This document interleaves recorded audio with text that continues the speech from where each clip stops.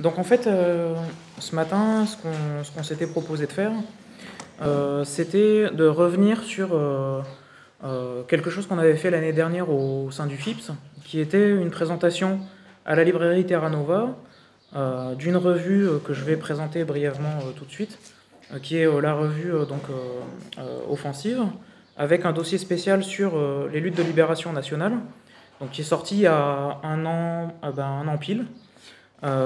C'était en fait, on avait fait la présentation au moment de la sortie en juillet dernier. Et c'était une présentation qui avait eu lieu dans le cadre du FIPS, puisqu'elle s'intégrait à une des problématiques centrales du FIPS, qui est celle de l'idée d'une décolonisation et d'une pensée de la décolonisation. Et donc en fait, ce qu'on voudrait faire, c'est faire une sorte de suite, c'est-à-dire revenir un an après à la fois sur le dossier, sur les réactions qu'on a eues par rapport au dossier, et essayer de reproduire quelque chose, enfin plutôt de produire à nouveau quelque chose, qui soit une réponse aux critiques qui nous ont été émises par rapport à ce dossier. Alors je vais présenter brièvement, parce qu'évidemment tout le monde n'était pas là l'an dernier, et tout le monde n'a évidemment pas lu le dossier. Je vais présenter brièvement en quoi consiste la revue Offensive, et en quoi consiste, quelles étaient grosso modo les positions qu'on défendait. Enfin, position, en fait, c'est peut-être pas le terme exact, puisqu'on est plus une revue de réflexion, pas de théorie, c'est important, mais une revue de réflexion qui cherche à questionner l'héritage des mouvements révolutionnaires. Donc c'est plus, le dossier apporte plus un ensemble de questions avec quelques affirmations sur lesquelles on est à peu près tous d'accord, nous qui sommes à l'origine de cette revue. Mais voilà, le but c'est surtout, avant tout, de questionner. Donc la revue Offensive, c'est une revue politique, c'est en fait le journal, la revue d'une organisation politique qui est offensive, libertaire et sociale, qu'on pourrait qualifier dans le spectre politique de l'extrême gauche comme anarchiste et plus spécifiquement communiste libertaire. Si ça ne vous parle pas, on peut revenir sur cette appellation, mais qui s'inscrit dans une tradition du mouvement ouvrier qui est assez ancienne maintenant. Et pour l'occasion, pour ce numéro, on a collaboré avec une autre organisation politique du mouvement anarchiste, qui est l'OCL, Organisation communiste libertaire, avec laquelle on collabore régulièrement, et il se trouve que à l'intérieur du champ anarchiste, on est à peu près d'accord sur ce que recouvre le terme de lutte de libération nationale, et c'est quelque chose qui nous distingue de la plupart de nos camarades libertaires, au sens où eux refusent l'idée même de nation, l'idée même d'une lutte de libération nationale. Donc on a conçu aussi ce dossier à l'origine comme un instrument on va dire de questionnement et de transformation des idées existantes à l'intérieur du champ anarchiste, mais le journal ne s'adresse pas qu'à des anarchistes, il s'adresse plus généralement à toutes les personnes qui sont soucieuses d'une transformation sociale radicale. Et donc on voulait amener cette thématique aussi plus largement dans l'extrême gauche et en faire un sujet de discussion. Donc le dossier, en fait, mettait en avant ce qu'on appelle les luttes de libération nationale, qu'on va expliquer un petit peu plus tout de suite.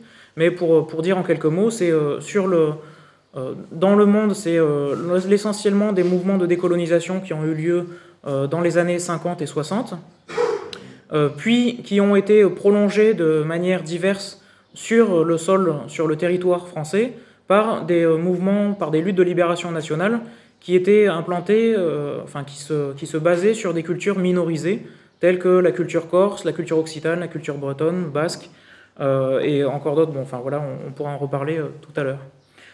Donc c'est ce qui est présent à l'intérieur du dossier, avec deux angles d'analyse et deux types d'articles différents. Des articles qui ont une vocation plus globale, plus synthétique sur la question des luttes de libération nationale, qui sont des articles qu'on ne peut pas vraiment appeler théoriques, mais voilà, qui cherchent à poser quelque chose au niveau de la réflexion, et d'autres articles qui sont plus centrés sur des études de cas précis, donc le mouvement occitaniste, sur la Kabylie, sur le Kurdistan, sur la situation en Irak à l'heure actuelle. Donc on a comme ça, et ça c'est une constante de notre revue en général, cette alternance entre des articles qui cherchent à poser une réflexion, à poser des bases, et d'autre part des articles qui sont centrés sur des études de cas précis où on essaie de voir comment ce qu'on a posé par ailleurs peut trouver une illustration, une prise sur le réel politique aujourd'hui. Alors, donc cette année, je vous disais, on va essayer de faire ce bilan sur le dossier. On va vous faire, en fait, on l'a conçu un peu d'une manière mixte, c'est-à-dire d'abord lancer un petit peu la discussion à partir donc de nos réponses aux critiques et aux débats qui ont eu lieu dans la dernière année, dans l'année écoulée à partir du dossier. Et puis après, à partir de là, et un moment de discussion auquel, en particulier, on va donner un peu plus la parole à trois lecteurs attentifs du dossier, donc Pierre Ulysse, Norman et Kléber, qui ont préparé quelques questions et qui voudraient rebondir sur des choses, pas forcément d'ailleurs en accord avec nous, donc voilà, la discussion sera lancée de cette manière-là. Donc on passe à notre petite intervention. L'extrême droite n'a pu faire son retour politique que parce que l'extrême gauche a abandonné le terrain de la question nationale. Les tentatives pour mettre en avant comme facteur explicatif de ce retour la crise économique ne sont qu'une manière d'éviter de se confronter à ses propres responsabilités dans ce domaine. La question nationale ne doit pas être laissée à l'extrême droite. Nous intervenons sur cette question à partir d'une sensibilité qui est celle de l'appartenance à des cultures qui sont minorisées. C'est à partir de cette sensibilité que nous tentons d'effectuer une déconstruction de l'identité nationale dominante, l'identité française. D'où l'idée suggérée par Marco d'intervenir cette année, comme l'année dernière, le 14 juillet. Cette déconstruction se fait de deux manières. Il y a une déconstruction de l'extérieur, qui consiste à mettre en lumière la dimension coloniale ou impérialiste de la France, qui est contenue dans et relayée par la définition de l'identité française. Par exemple, dans l'occupation de la Nouvelle-Calédonie, mais aussi des dom-toms en général, et l'imposition là-bas des normes de la culture française, en plus d'une domination politique et économique. Et il y a une déconstruction de l'intérieur qui consiste à rappeler que l'État français actuel est le produit de plusieurs siècles de conquête, de colonisation sur le sol même de son territoire actuel, à l'encontre de pays qui avaient une langue et une culture autonomes. Annexion de la Bretagne, démembrement de l'Occitanie et rattachement au Royaume de France au terme de plusieurs guerres, etc., etc. À chaque fois, s'est produit ce que Jérémy Piola, dans Portrait du colonialiste, définit comme les 5 étapes de l'acte colonial moderne. Donc spoliation des terres, soumission de la terre aux demandes du marché et non des besoins directs des populations locales, destruction des liens des peuples avec la terre, destruction des cultures populaires qui permettent de maintenir le lien entre les membres des communautés et le lien de ces communautés avec le monde vivant. La puissance française a procédé à une campagne d'assimilation forcée, interdiction des langues vernaculaires à l'école et dans les documents officiels, négation de l'histoire spécifique des peuples colonisés, colonisation des imaginaires, donc instauration de la haine de soi, de sa culture, de son mode de vie. Et ce qui est assez intéressant aussi dans l'analyse de Jérémy Piola, c'est qu'il considère qu'il y a un transfert théorique et pratique du colonialisme d'outre-mer sur les immigrés qui sont actuellement présents en France. Et donc, ce qui expliquerait le mépris à l'égard des cultures aussi, des peuples et des cultures qui sont présents dans ces quartiers. Dans ce sens, les décolonisations des années 60 sont non seulement partielles au sens où, en Afrique et en Asie du Sud-Est, les pays sortis dans ces années-là de l'Empire français ont continué d'être soumis aux entreprises et aux visées politiques de la France à l'étranger. Mais elles sont aussi inachevées au sens où, sur le territoire de la France actuelle, les populations colonisées dans les derniers siècles, malgré des mouvements de lutte de libération nationale, qu'il s'agisse de lutte armée ou non, ne sont parvenues qu'à arracher au mieux des formes d'autonomie régionale, comme la Corse, ou une reconnaissance de leur langue. L'idée, quand nous avons fait ce dossier, était d'envisager les luttes de libération nationale comme autre chose qu'un combat forcément réactionnaire. Pourquoi ? Parce que nous pensons qu'il peut y avoir en elles des éléments émancipateurs qui ont gardé leur actualité. Ces éléments sont entre autres un souci d'autodétermination des populations à la base, contre les élites et les appareils d'État, la création de liens forts de solidarité au sein des classes dominées, la réactivation d'une culture populaire autonome. Notre souci de défendre les cultures minorisées ne peut pas s'assimiler à un droit à la différence dont on demanderait la reconnaissance. Nous nous opposons en effet à toutes les variantes de ce droit à la différence, qu'elles soient de droite ou de gauche. De droite, c'est ce qu'on appelle l'ethno-différentialisme, aujourd'hui défendu par l'extrême droite identitaire et plus anciennement par la nouvelle droite. L'ethno-différentialisme consiste à postuler la différence absolue et inassimilable de chaque ethnie et à prôner en conséquence un séparatisme généralisé, chaque ethnie devant rester confinée sur son propre territoire. La version de gauche du droit à la différence, c'est le multiculturalisme, qui vante formellement la juxtaposition des cultures étrangères les unes aux autres comme un enrichissement, tout en organisant leur enfermement communautariste.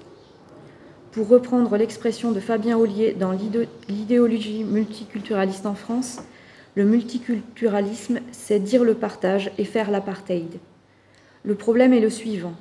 Quand on dit on est différent mais égaux, c'est le différent qui est retenu, pas le égaux.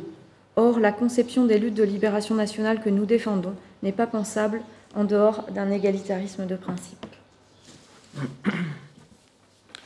Alors, au cours des débats qui ont eu lieu autour de ce dossier d'offensive sur les luttes de libération nationale, il y a 3 types d'arguments qui nous ont été opposés par les personnes qui étaient réticentes à l'idée même de libération nationale envisagée depuis un point de vue révolutionnaire et qui étaient même réticentes à la pertinence de l'idée de nation tout court, en sachant que nous ne sommes pas forcément attachés à cette idée, enfin au terme même de nation, et que je pense que l'appellation elle-même est à questionner en fonction de ce qu'on veut qu'elle recouvre.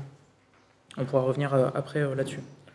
Alors le premier argument qui nous a été opposé consiste à dire que la nation est un leurre, en ce qu'elle se prévaut d'une tradition inventée, pour reprendre le concept de Eric Hobsbawm. Les traditions nationales, donc selon cet historien et d'autres auteurs, sont en effet toujours des objets socialement construits, souvent au bénéfice des classes dominantes, et non un héritage qui se transmettrait de façon naturelle ou mécanique de génération en génération. Or, pour nous, le fait que ces traditions nationales soient construites socialement, qu'elles soient un artefact, ne signifie pas qu'elles soient un artifice. Contre les tenants du fatalisme, Marx disait que les hommes font leur propre histoire, qu'ils sont les acteurs de leur propre existence sociale, et non le jouet des circonstances ou de forces transcendantes. Nous proposons de comprendre cette phrase dans un autre sens, dans un nouveau sens. Les hommes font leur propre histoire au sens où ils sont les recréateurs, les artisans de leur propre passé, non seulement des connaissances sur ce passé historique, mais aussi des recréateurs de la manière de remettre en jeu ces connaissances historiques dans le présent. Il s'agit en fait de réinvestir le passé historique et la tradition pour mettre au travail en eux les éléments qui émancipent et non ceux qui aliènent. Les éléments qui servent et symbolisent un projet de société égalitaire et libertaire, basé sur une large part de propriété collective des moyens de production, avec par exemple un droit coutumier, l'existence de communs, sur des formes de technologie appropriées aux formes de vie de la communauté concernée, sur une égalité homme-femme, sur des rapports sains et équilibrés avec les communautés voisines, et non sur des éléments bellicistes, militaristes, virilistes, etc. Que toute tradition et toute histoire portent toujours en elle, de toute manière. Donc il n'y a pas d'angélisme de notre part sur cette question. Les objets historiques étant rarement univoques, ce travail de réinvestissement du passé et des traditions est en profondeur un travail d'interprétation et de réinterprétation. On peut faire changer le sens historique d'un fait, d'un personnage ou d'un symbole historique en s'appuyant sur tel ou tel élément qui est plus propice à cette réinterprétation. Je pourrais, si vous voulez, après vous donner quelques exemples de lutte autour de ces éléments de la tradition historique. On peut appliquer la même analyse qu'on vient d'exposer à propos du deuxième argument qui nous a fréquemment été opposé, à savoir que l'idée de libération nationale et l'idée même de nation recourent à des mythes mobilisateurs.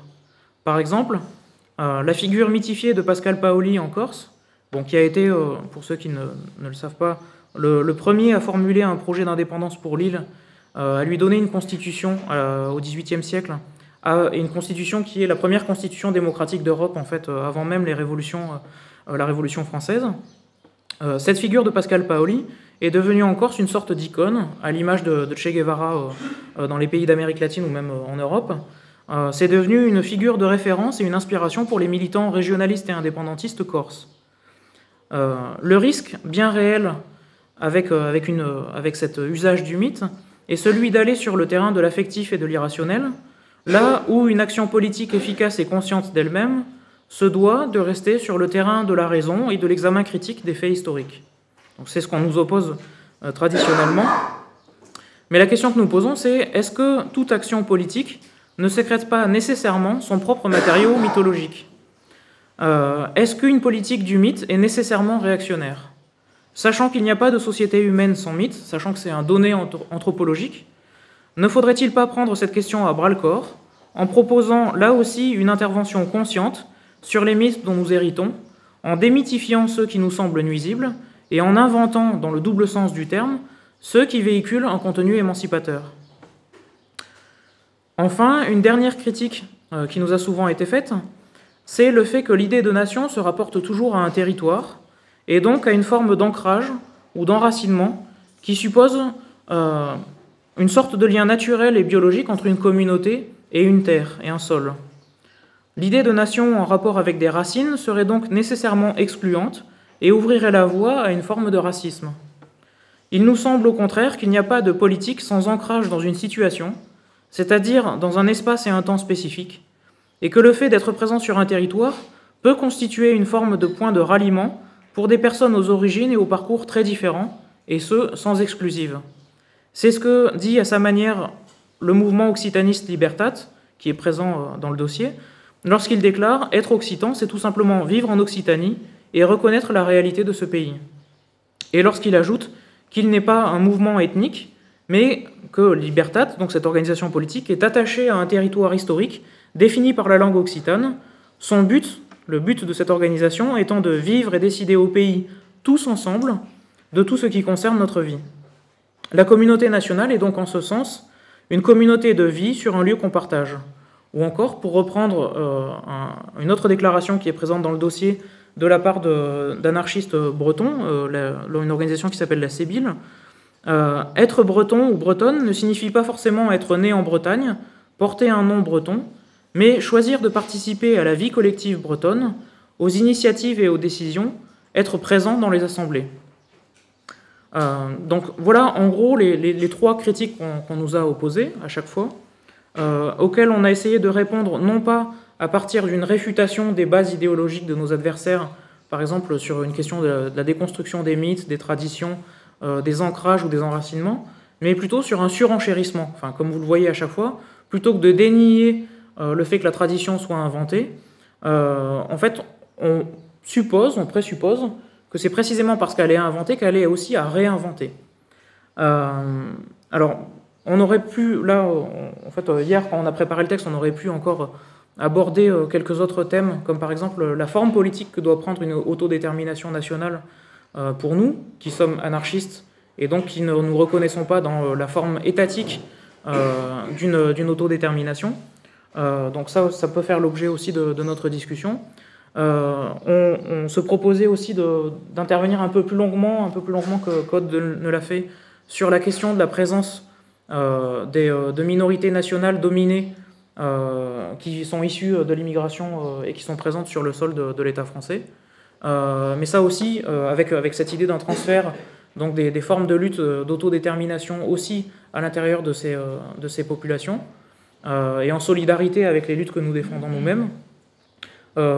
Et on pourra encore aborder plusieurs autres thèmes, mais peut-être que le mieux maintenant c'est de passer la parole à nos trois lecteurs, et puis d'engager à partir de là une discussion, et évidemment chacune d'entre vous peut rebondir au sein du dialogue là-dessus. Alors je ne sais pas par contre qui veut commencer.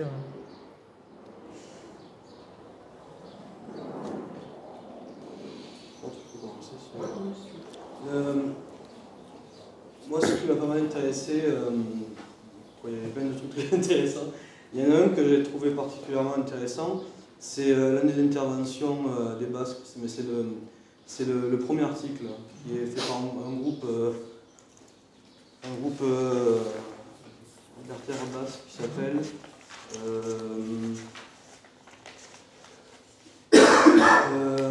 Ordago.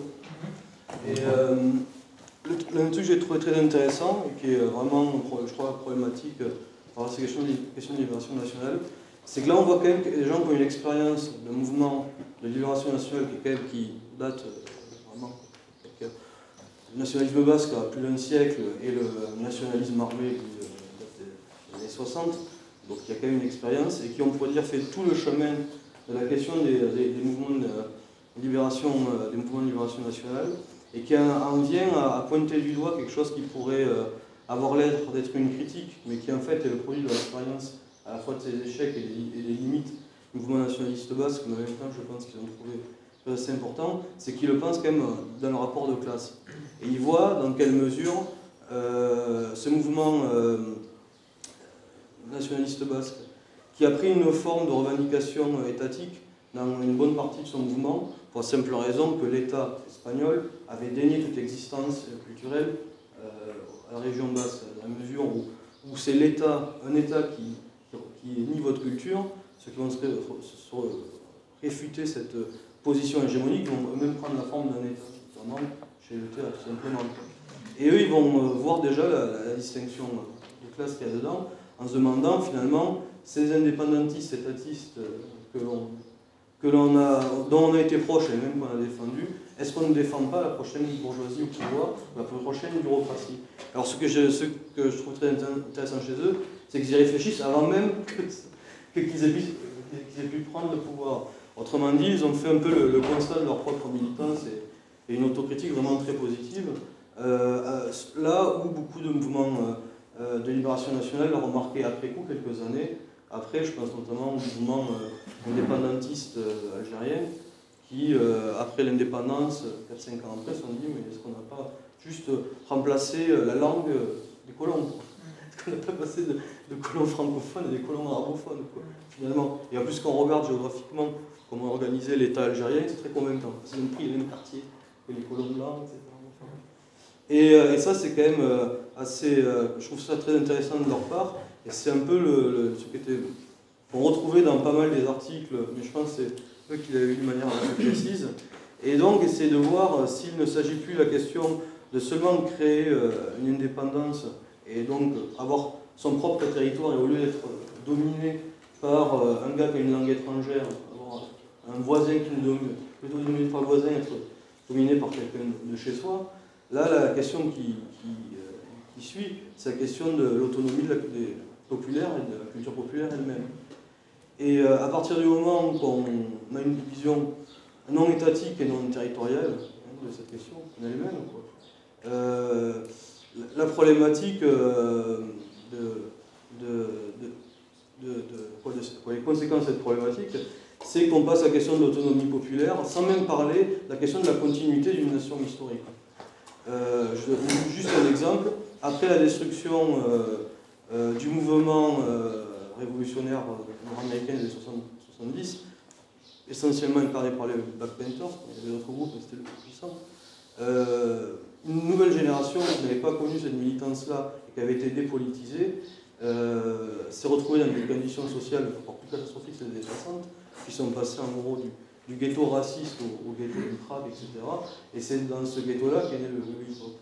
Et c'est assez marrant que ces gens qui n'avaient aucun point commun culturel, à mesure où ils étaient des origines culturelles très différentes, hein, par exemple dans les premiers endroits où le hip-hop a été inventé à New York, il y avait beaucoup de portoricains, donc des latinos, même pas noirs, beaucoup, et les noirs étaient majoritairement des Antillais d'origines très différentes, haïtiens, jamaïcains, etc. Et qu'est-ce qu'ils ont fait? Ils ont inventé le concept de Zulu Nation, qui était la nation Zoulou, en plus, les Zoulous, ils ne sont pas d'Afrique du Sud, etc. Alors qu'ils n'avaient aucun point commun ethnique, c'est-à-dire que pour défendre une culture populaire, à la limite, s'il fallait inventer un peuple pour pouvoir se défendre, autant s'inventer soi-même comme peuple. Et là, je pense que c'est ce point, un des points de vue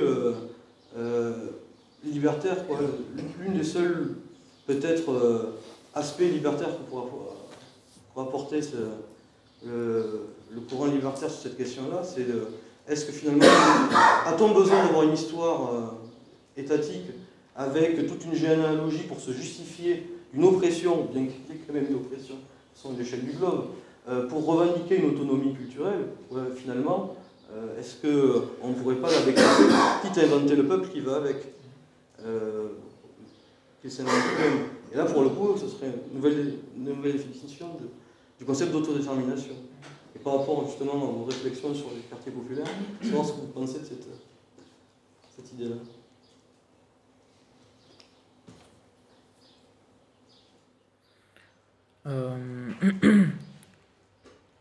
En fait, je te réponds du coup sur la dernière question qui est le plus... sur les quartiers populaires, en fait, ben là je parle à titre personnel, ce que je trouve inquiétant, c'est dans les dernières années, l'apparition, après l'échec des grands mouvements des luttes de l'immigration, en fait, donc des années 80, avec leur intégration à l'appareil d'État par tout le jeu des subventions, par la récupération, l'instrumentalisation par le Parti socialiste notamment de SOS Racisme ou d'organisations de ce type-là, c'est le fait que les populations plutôt la génération suivante en fait, de ces populations, a commencé à certains endroits, et en plus en s'appuyant sur certaines parties de l'extrême gauche actuelle, à former des organisations communautaires, communautaristes, enfin pour le coup, puisque en fait il n'y a pas véritablement de pensée d'une transversalité des luttes chez elles. Et donc, enfin, voilà, il y a l'apparition, enfin, pour citer un cas précis, je pense aux indigènes de la République, par exemple, et qui ne posent pas du tout ou très peu la question de classe, ou alors c'est uniquement une sorte d'invocation un peu rituelle, qui fait que, très concrètement, c'est rien d'autre que l'apparition d'une nouvelle bourgeoisie ascendante qui utilise un appareil politique de lutte comme un marchepied vers le pouvoir. Enfin, je ne sais pas si tu as le même ressenti que moi là-dessus, mais moi j'ai vraiment l'impression que c'est ce qui est en train de se passer de ce côté-là.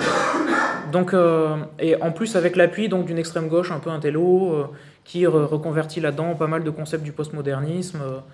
Bon, et les effets politiques de ces organisations en fait, sur les populations non immédiatement politisées me semblent assez néfastes, quoi, assez nuisibles. Là où des organisations des années 60, si elles se concevaient au départ sur une base d'autodétermination communautariste, s'ouvraient assez rapidement aux problématiques de classe. Enfin, les Black Panthers, c'est le cas typique. Et même après, à des problématiques de transversalité des luttes, en s'ouvrant sur les luttes des Chicanos, même avec l'apparition de mouvements comme les White Panthers. Enfin, voilà, il y avait vraiment l'idée d'être partie prenante d'un ensemble de luttes qui, tout ensemble, convergent vers la destruction d'un système politique et économique de domination multiforme. Alors que dans ces mouvements qui apparaissent aujourd'hui, on a plutôt l'impression que c'est une sorte de lutte pour soi, en fait, d'une lutte pour une reconnaissance, et qui est aussi une lutte essentiellement individualiste, mais à l'échelle d'une communauté, quoi. Enfin, c'est l'impression que j'en ai. On parle même à l'échelle d'une certaine classe de cette communauté. Oui, voilà, exactement, ouais. Oui, non, si, bah, je le pense, ouais.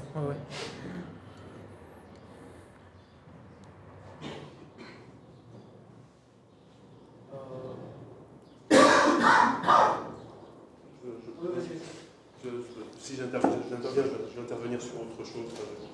J'ai un certain nombre de choses à dire.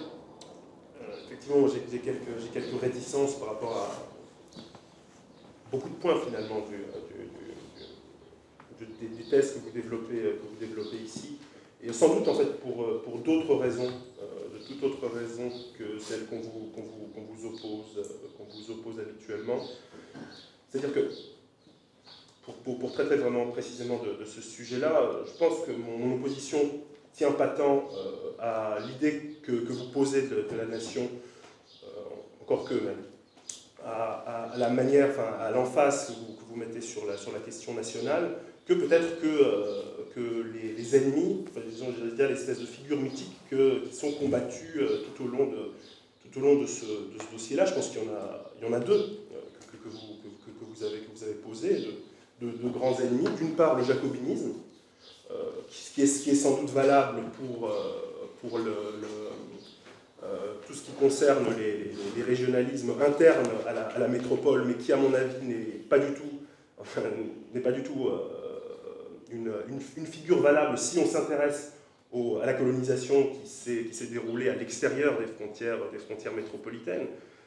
On voit bien qu'à ce niveau-là, c'est plutôt le mouvement libéral, ce qu'on pourrait appeler, d'une part, qu'on pourrait appeler le national-libéralisme, pour employer un terme de Jean-François Maillard, qui est un abruti par ailleurs, mais qui a fait quand même développer une thèse très intéressante à ce sujet-là, et qui naît, par exemple, avec Tocqueville, et qui consacre fondamentalement la différence de nature entre, d'une part, le citoyen légitime propriétaire, qui est finalement l'électeur accessible à l'élection censitaire, enfin, au suffrage censitaire pendant la monarchie de Juillet, et d'autre part, l'espèce de masse informe qui est aussi bien celle des pauvres en France, et surtout, évidemment, le colonisé, la figure du colonisé algérien, qui théorise en même temps et dans un même mouvement, à la fois dans un geste colonialiste et contre le socialisme qui commence à être théorisé, qui lui fera très peur en 1848, on le sait. L'autre ennemi, c'est le capitalisme comme destructeur des identités. C'est ça votre autre grande thèse, l'autre grande thèse que vous développez. Elle a peut-être, à mon avis, elle a peut-être été juste, mais si elle a été juste, je pense qu'aujourd'hui, cette thèse ne tient plus. C'est ça mon autre objection. Je vais essayer de me justifier à partir d'éléments récents, d'événements récents, qui sont assez familières, je crois, à Marco, et qui, à mon avis, méritent d'être un petit peu réfléchis. Et qui, en France, d'événements africains, je vais parler d'événements africains qui, à mon avis, sont en train d'arriver en France, mais beaucoup plus généralement en Europe. La question, à mon avis, c'est celle du gouvernement, de ce qu'on appelle le gouvernement par procuration, c'est-à-dire ce qui s'est passé pendant ce qu'on a appelé les politiques d'ajustement structurel, qui ont mis sous tutelle un certain nombre d'États africains, sous tutelle du FMI et de la Banque mondiale, qui a mené à une politique néolibérale, hein, comme Foucault l'a bien théorisé, qui a mené tout simplement une dissolution du service public, une privatisation de tout ce qui pouvait raisonnablement ou déraisonnablement l'être. Et dans cette situation-là, on se trouve face à des États insolvables qui ne peuvent même pas réaliser les compromis sociaux qui sont nécessaires à une insertion de ces États-là dans les marchés mondiaux, ce qui était pourtant censé être le but de la politique posée et réalisée. Et même le maintien de l'ordre dans cette situation-là n'est plus possible, puisque, tandis que le gouvernement est insolvable, il y a une sorte de privatisation jusqu'à une privatisation de la force publique. Et on a donc des fonctionnaires, y compris les fonctionnaires des forces de l'ordre, les fonctionnaires militaires, qui sont obligés de louer, d'une certaine façon, leur force de travail. C'est ça que Kachil Bembe appelait la tonton-macoutisation en Afrique, d'après le nom des tontons macoutes, de ces espèces de milices, cette milice du président Duvalier en Haïti, qui était investi en plus d'une espèce de charge mythique du fait qu'il reprenait des codes vestimentaires et du vaudou, etc. Donc oui, une tonton-macoutisation, donc si je peux utiliser ce terme, avec des soldats, des miliciens qui prélèvent, étant donné qu'ils n'ont pas de sol, qui prélèvent ce sol en nature, en pillant, en violant, etc., sous les ordres d'un certain nombre de potentats. Et ceci, évidemment, se déroule dans une totale impunité, aussi bien pour les commanditaires locaux que pour les courtiers étrangers, qui profitent évidemment de ces exactions, et aussi avec une corruption de la diplomatie qui n'est qu'une sorte d'emphase ou d'insistance sur ce qui s'est déployé dans le système gaulliste. Mais en même temps, c'est ça qui va m'intéresser, parce que je vais vous demander pourquoi est-ce qu'il parle de tout ça, il délire sur l'histoire et la géographie, comme un schizo. Le problème, c'est qu'en même temps, dans le même temps, et qui soutient d'une certaine façon ce processus-là, cette espèce de capitalisme extrêmement bizarre et ultra-violent, on voit que les frontières ethniques prolifèrent en Afrique. Il y a un retour de l'ethnie, et dans les lois étatiques, la citoyenneté devient de plus en plus conditionnelle, et ça, on se rend compte que ça se passe de manière un petit peu symétrique depuis les années 90 en France aussi, hein, depuis les lois Pasqua. Le double bind des frontières, c'est-à-dire l'ouverture pour les capitaux, la fermeture pour les individus, devient de plus en plus la règle. Et étant donné la faillite des États, c'est de plus en plus aux médias, du fait de la ritualisation du spectacle, de la chasse aux étrangers, c'est de plus en plus aux médias qu'on a délégué la fonction de produire l'unité nationale et la puissance de l'État. C'est-à-dire que dans cette situation, de l'État, il reste la police des frontières, et de la nation, un certain sentiment d'appartenance ethnique. L'Europe va dans ce sens-là, et je pense que aucune revendication dans ce schéma-là, aucune revendication de culture minoritaire n'est un obstacle solide à ce processus-là. C'est un processus qui lui est parfaitement consubstantiel. Même par rapport à la culture minoritaire, il y a vous connaissez la citation une petite anecdote sur Talleyrand, qui était en train de dîner avec ses amis, il entendait un duel sous sa fenêtre, un duel à l'épée. Talleyrand, écoute, il entend les épées qui s'entrechoquent et il dit j'ai l'impression que notre concurrent est en train de gagner, d'arracher la victoire. Et là, les convives s'interrogent, ils se demandent mais qu'est-ce qui se passe là? Comment est-ce que vous savez qui est en train de gagner? Comment est-ce que vous savez que votre poulain est en train de gagner? Je le saurai demain en allant regarder le corps. Et Zizek, dans un texte, il dit la gauche, d'une certaine façon, est en train de faire exactement la même chose, mais à l'envers. C'est-à-dire qu'elle regarde qui est en train de perdre, et elle dit nécessairement, c'est ça mon concurrent. Ce que je veux dire, c'est que c'est pas parce qu'une culture est une culture minoritaire qu'elle doit nécessairement être défendue en tant que telle. C'est pas une sorte d'onction à la culture qui veut qu'elle soit nécessairement défendue. C'est un problème qu'avait aussi posé Fanon, qui d'ailleurs je suis assez surpris, est cité à la page 11, exactement dans les pages où il traite de cette question, de la question de la culture nationale. Et il dit finalement, la culture nationale, dans ses archaïsmes, quels qu'ils soient, n'a absolument pas à être l'objet d'une politique. C'est pas l'objet de la politique, la culture nationale. S'il doit y avoir une culture nationale, alors elle est uniquement non pas la célébration de quelque valeur que ce soit, mais la célébration de l'action du peuple lui-même, l'action de la lutte lui-même. C'est ça qui doit faire l'objet de la culture nationale. Et à ce sens-là, à partir du moment où on prend cette acception fanonienne et qu'on en tire vraiment toutes les conséquences, parce que là, celui qui cite page 11, on n'a pas du tout tiré toutes les conséquences, justement. Il a escamoté la partie qui pouvait, à mon avis, le déranger. À partir du moment où on prend cette question en compte, toutes ces idées d'enracinement, c'est-à-dire une culture, qu'elle soit une culture fabriquée qu'on célèbre, finalement, ou une culture naturelle qu'on célèbre aussi, finalement, on revient à peu près au même. C'est-à-dire que l'idée, c'est en gros qu'il y a une sorte de nécessité, je ne sais pas transcendantale, ou en tout cas une nécessité politique absolue, d'avoir cette espèce d'unité ethnique ou d'unité, en tout cas culturelle, dont on peut dire qu'elle est un petit peu plus fluide que celle que va défendre le bloc identitaire, bien sûr, etc., mais qui, à mon avis, n'est pas simplement parce qu'elle est construite, n'est pas fondamentalement différente, fondamentalement opposable, en tout cas dans la conjoncture bien particulière qui est celle d'aujourd'hui, et qui, à mon avis, n'est plus, ou ne sera bientôt plus celle que vous avez décrite, celle d'un jacobinisme qui n'existe plus, qui va sans doute mourir avec Chevènement, s'il ne réussit pas à guérir de tous les cancers qu'il aura d'ici là, mais et d'un capitalisme dans une forme un petit peu iconique, iconisée, où, voilà, bon, visiblement, vous n'aimez pas les jeux vidéo, etc. Bon, moi, j'aime beaucoup ça, c'est peut-être aussi ça le problème. Mais, voilà. C'est un petit peu ça. Voilà, j'ai l'impression qu'on ne parle pas du même capitalisme, et on parle d'un jacobinisme moribond. Enfin, c'est encore... Enfin, vous essayez un petit peu de venger Anacharsis Claude contre Robespierre à chaque page. C'est un petit peu ça. Voilà, j'en termine avec ça.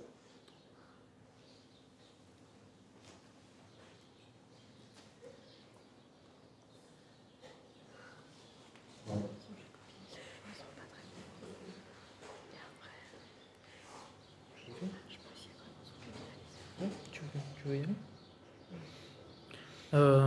Du coup, on va faire une réponse en deux parties. En fait, sur la partie jacobinisme, en fait, c'est étonnant parce que moi, c'est pas vraiment ce que j'ai retenu des articles que nous-mêmes n'avons pas écrits dans le dossier, qui sont des articles qu'on a commandés à d'autres personnes. Moi, il me semble pas que le jacobinisme soit si présent que ça dans le dossier. En revanche, il est extrêmement présent, effectivement, dans les mouvements régionalistes ou indépendantistes qui sont en France. Moi, il me semble plutôt que le jacobinisme est en voie de disparition, précisément à cause de la construction européenne. Et donc, notamment dedans, je prends en position par rapport à la construction européenne en cours. Parce que cette construction européenne, au contraire, elle périme le jacobinisme comme système de gestion des populations sur des territoires, où l'Union européenne essaye de s'appuyer sur des identités régionales, y compris celles qui ont été mises en avant par les mouvements de lutte de libération nationale dans les années 60-70, qui aujourd'hui sont quasiment tous devenus d'ailleurs pro-européens, voire européistes. Et ça, je pense que c'est une vraie lacune de ces mouvements-là. En s'appuyant sur la revendication régionaliste de ces courants, ou en tout cas en leur donnant satisfaction sur certains éléments de cette revendication, l'Union européenne réussit, et donc le capitalisme européen, puisqu'en fait il s'agit de créer un grand marché avec un système économique autocentré et probablement dans un avenir proche, en fait qui existe déjà, mais la création de forces militaires qui seraient capables d'avoir une diplomatie autre que celle du contrepoids ou de l'équilibre géopolitique international. En fait, ce qui est en train de se créer à travers l'Union européenne, c'est un système de répartition des appartenances régionales et des identités dans des cultures minorisées, en construisant de grandes régions transfrontalières, comme par exemple le Pays Basque, et pourquoi pas demain, par exemple, des régions nord-atlantiques autour des pays comme des régions et des pays comme la Bretagne, l'Irlande, l'Écosse. En fait, le capitalisme réussit à briser l'enveloppe jacobine qui avait été donnée aux appartenances nationales au XIXe et au XXe siècle pour reconstruire de nouvelles formes d'appartenance qui sont des appartenances régionales basées sur le principe de grandes régions économiques et unifiées en fonction des besoins primaires des marchés qui sont en train de se développer à l'intérieur du bloc de l'Union européenne. Donc pour nous, l'ennemi, en fait, l'ennemi jacobin est encore relativement présent. On voit parfois des pulsions jacobines chez certains hommes politiques, mais c'est clairement plus du tout l'actualité de la lutte. Et l'actualité de la lutte, elle est contre l'Union européenne, contre à la fois l'Union européenne en tant que bureaucratie, en tant que vecteur de reconstruction d'une identité nationale qui est l'identité transnationale européenne, et à long terme, la construction d'un nationalisme d'un nouveau type qui est une sorte de transnationalisme, avec cette idée que en Europe, tous les pays, toutes les populations partageraient une même culture, une même civilisation, puisque le mot est convoqué, qui serait une démocratie politique, le libre marché, des idéaux humanistes, et ainsi de suite. Et ça, c'est vraiment une urgence de déconstruire cette idéologie nationale ou transnationale européenne qui est en voie de construction et qu'on voit dans tous les programmes scolaires aujourd'hui quand on ouvre un bouquin d'histoire, etc. Ce qu'on inculque aux enfants, c'est une appartenance européenne avant tout. Donc, en fait, je suis paradoxalement, peut-être d'après toi, d'accord avec toi, et j'irais même jusqu'à surenchérir sur la question de l'identité européenne. Parce que, tu vois, sur le bloc identitaire, par contre, lui est vraiment radicalement pro-européen. Pour prendre un exemple concret dans les mouvements d'extrême droite qui s'emparent de ça. Alors après, quand tu dis que sur Fanon, alors bon, passons l'usage de la citation dans le texte, même si je le trouve intéressant, mais tu dis pour Fanon, c'est pas parce que, enfin, ça c'est toi qui le dis, tu dis c'est pas parce qu'une culture est minoritaire qu'elle doit être défendue, et pour Fanon, ce qui doit être défendu, en fait, c'est la lutte du peuple, qui, elle, doit être le véritable objet ou le véritable enjeu de la culture nationale. Et qui permet, je ne sais pas si là je t'ai bien compris, mais qui permet du coup d'unifier réellement. C'est ça ce que tu voulais dire ? Voilà. Le problème, c'est que pour moi, on ne peut pas construire une culture, et ça, c'est une vraie critique à Fanon qui me revient tout le temps dans ses écrits. c'est qu'on ne peut pas construire une culture sur une identité polémologique, si tu veux. C'est-à-dire sur le fait que c'est une lutte qui constitue l'identité d'un peuple. Sinon, ça veut dire que en fait, toute la culture se réorganise autour d'une conflictualité, et que cette conflictualité modifie anthropologiquement les conditions de vie de la population qui est englobée dans cette culture. Et Fanon s'appuie sur l'exemple de la guerre de libération nationale en Algérie, la guerre d'indépendance. Et moi, il me semble que c'est justement un des exemples sur lesquels il faut absolument revenir aujourd'hui, dans tous les échecs qu'a comporté cette guerre d'indépendance, au sens précisément où elle a été une guerre qui s'est conçue elle-même uniquement sur un paradigme polémologique, quoi. C'est-à-dire que c'est finalement l'idée de la violence. L'article sur l'Algérie, d'ailleurs qui se base sur Arbi, qui est quand même plutôt un fanonien, disons, te contredit d'une certaine façon. Il montre bien que c'est pas ce qui a posé problème, enfin, tout le blocage qui est présenté dans l'article, c'est pas l'identité polémologique, c'est au contraire l'identité, enfin, la valorisation de l'identité arabo-islamique dans ce contexte-là. Il vient pas de la polémologie, cette identité? Évidemment, dans une lutte de libération, toutes les identités viennent de la polémologie. Enfin, non, mais je veux dire, parce que le titre de musulman, c'était la carte d'identité que les Français leur donnaient.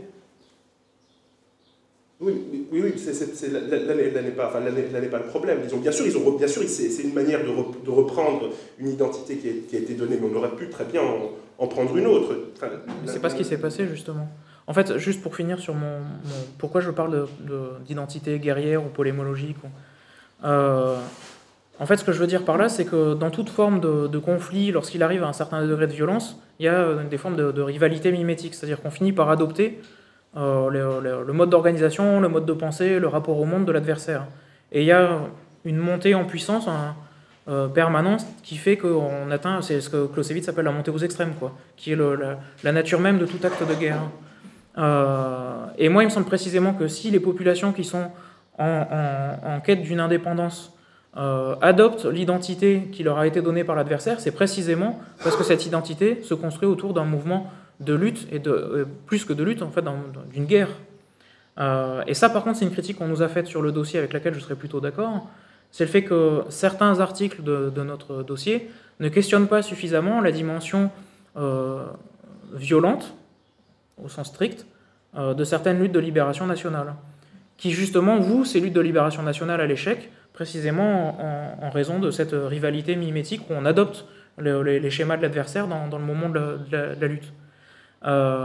Les personnes nous ayant fait cette critique du point de vue de la non-violence, en fait, et en se basant sur d'autres exemples de libération nationale qui, eux, ont utilisé la non-violence, la désobéissance civile, voilà. D'autres formes qui sont aussi des formes de lutte, mais non, ou des formes de conflictualité, on pourrait dire, mais non guerrières, quoi.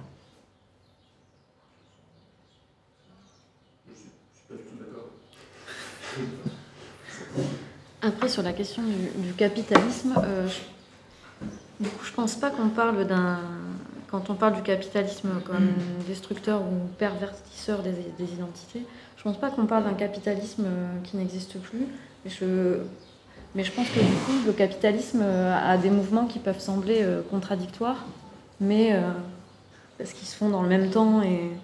Et par exemple, le fait que, c'est un peu impensif de le dire, mais que le système capitaliste favorise une certaine uniformisation des références culturelles au niveau mondial, mais que dans le même temps, il est aussi en mesure de reprendre à son compte certains traits de culture minorés, notamment il en fait un usage assez immodéré dans l'industrie du tourisme, et qui est effectivement là où je suis, ce qui pose des problèmes du coup assez particuliers de culture qui peut se figer, qui peut devenir figée, etc.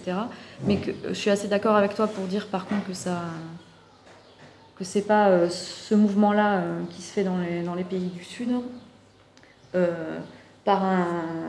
qui là sont concernés par, là où il y a d'autres enjeux politiques qui jouent, puisque on sait que les pays occidentaux récompensent via les institutions mondiales comme le FMI, les États, en gros, qui suivent les modèles venus du Nord. Donc, non seulement, du coup, dans les pays du Sud, c'est un peu compliqué du coup de défendre les cultures minorées, mais même la culture dominante n'a pas lieu de citer, quoi. Je sais pas si j'étais claire. En fait, je vois pas pourquoi ce qui se passe en Afrique, enfin une sorte d'ethnicisation en fait de tous les conflits et de multiplication, ce que tu disais des frontières ethniques. Je vois pas pourquoi, parce que ça se produit là-bas, il faudrait du coup défendre des appartenances qui sont pour le coup, alors là complètement mimées sur le modèle jacobin français, de création d'une unité nationale et de répression de. En fait, je vois pas pourquoi le fait que. En fait, je vais reprendre ta phrase. Tu as dit, c'est pas parce qu'une culture est minoritaire qu'elle doit être défendue. Je dirais, c'est pas parce que les cultures minoritaires sont l'objet de manipulations à l'intérieur de conflits en Afrique qu'elles ne doivent pas être défendues.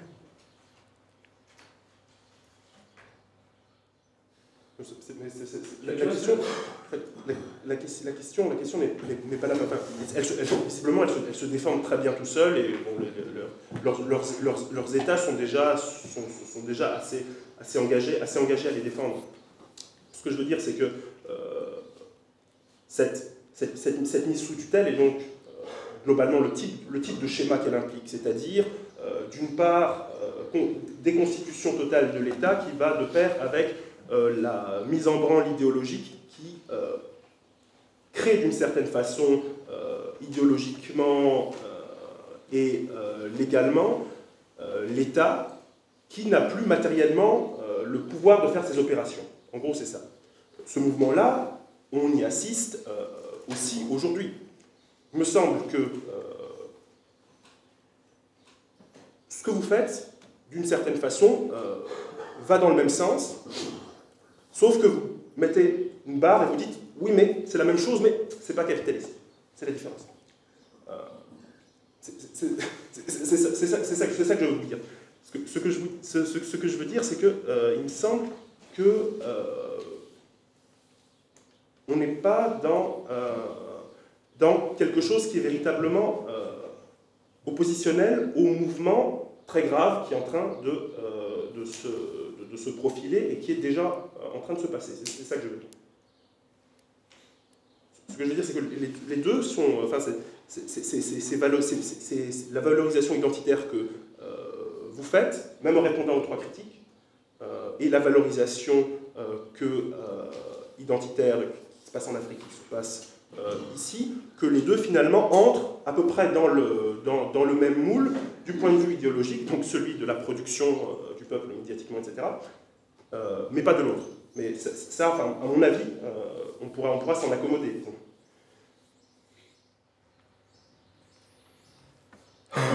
Bon, juste un dernier truc, puis après on peut passer parce que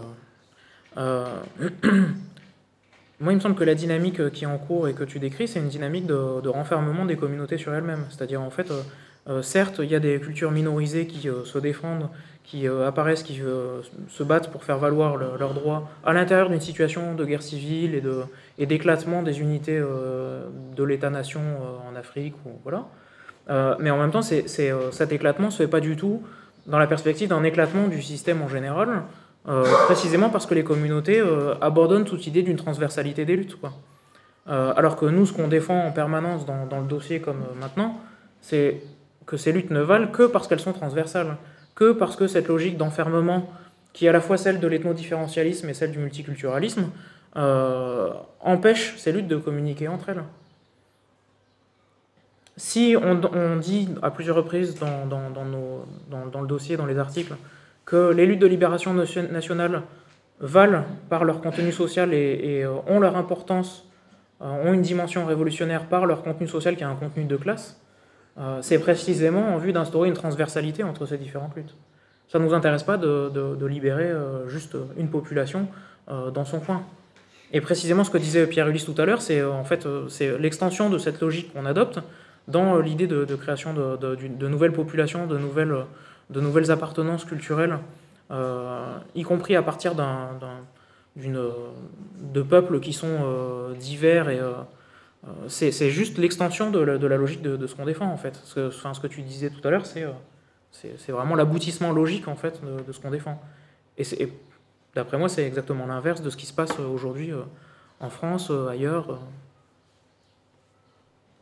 Bon, je sais pas. Bon, moi, au contraire de Norman, enfin, je crois qu'il a eu plusieurs articles, j'ai décidé de choisir un article, de développer quelque chose à partir de cet article-là qui m'intéressait particulièrement, c'est le colonialisme, talon d'Achille du mouvement ouvrier. Page 24. Enfin, c'est un article qui essaye de problématiser la manière comme le problème de la colonisation et de la décolonisation donc échappe, disons, d'une certaine manière, ou dans sa singularité, des luttes des libérations qui sont conduites par les mouvements ouvriers. Il essaie de faire une reconstitution historique, à peu près, en montrant comment ça se passe, par exemple, à l'époque de la guerre de l'Algérie, les prises de position qui ont été prises par des différents groupes, des anarchistes ou des différentes tendances, des socialistes et communistes. Et enfin, je ne vais pas essayer de reconstituer ici ce qu'il fait ou ces mouvements, disons, de reconstitution historique. Mais, par exemple, si je perce comme ça un passage d'un anarchiste qui appartient à une tendance qu'ils appellent de l'humanisme libertaire, on peut saisir de quelle manière, disons, on voit comment le problème ou la spécificité du colonialisme ou de la colonisation échappe de la problématique politique à ces moments-là posée par ces mouvements politiques. Je cite alors ce passage qui est de Chalaillet, Félicien Chalaillet, un anarchiste qui disait la colonisation, un article intitulé Colonisation et pacifisme, publié en 1934 dans Les Barrages, hebdomadaire de la Ligne internationale des combattants de la paix. Drôle, ces titres de Barrages. Par rapport aux luttes qu'on a justement au Brésil en ces moments-là, de tous les barrages qui ont construit par la gauche brésilienne pour apporter le développement aux pauvres indigènes de l'Amazonie.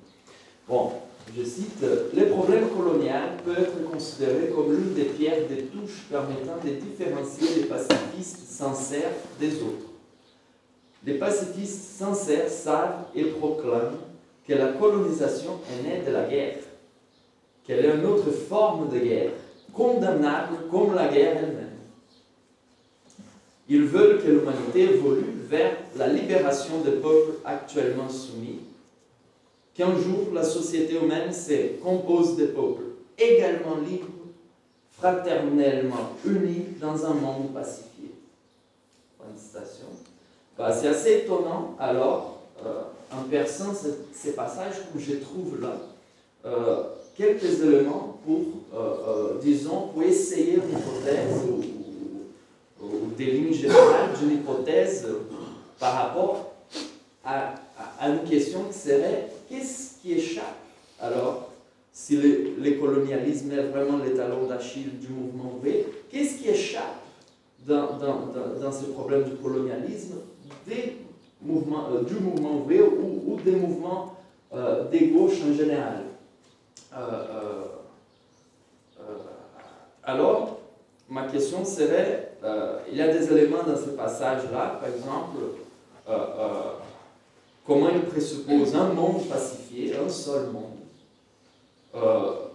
des peuples également libres, fratellement unis.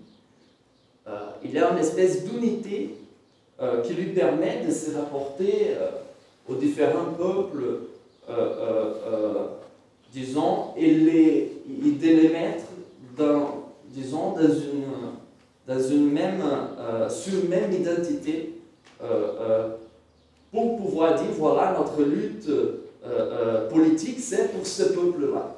C'est afin de libérer ces peuples-là au nom d'un monde pacifié, libre, ou juste, ou ce qu'on veut. Alors, quel est le problème que je voulais poser là? Au début de l'article, il cite Condorcet, qui avait déclaré, je cite, « Les peuples d'Amérique, d'Afrique, d'Asie et d'autres contrées lointaines semblent n'attendre que d'être civilisés et de recevoir de notre part les moyens de l'être et de trouver des frères parmi les Européens pour devenir leurs amis et leurs disciples. » Fin de citation. Alors, il me semble que ce qui a toujours échappé, disons, des mouvements qui sont censés parler au nom des indigènes, et je comprends les indigènes au sens, disons, à peu près ce que Normand a parlé tout à l'heure.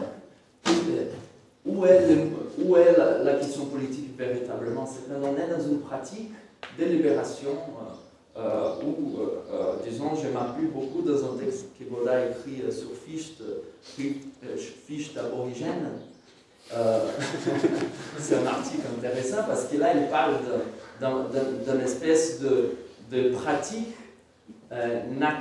native génétique.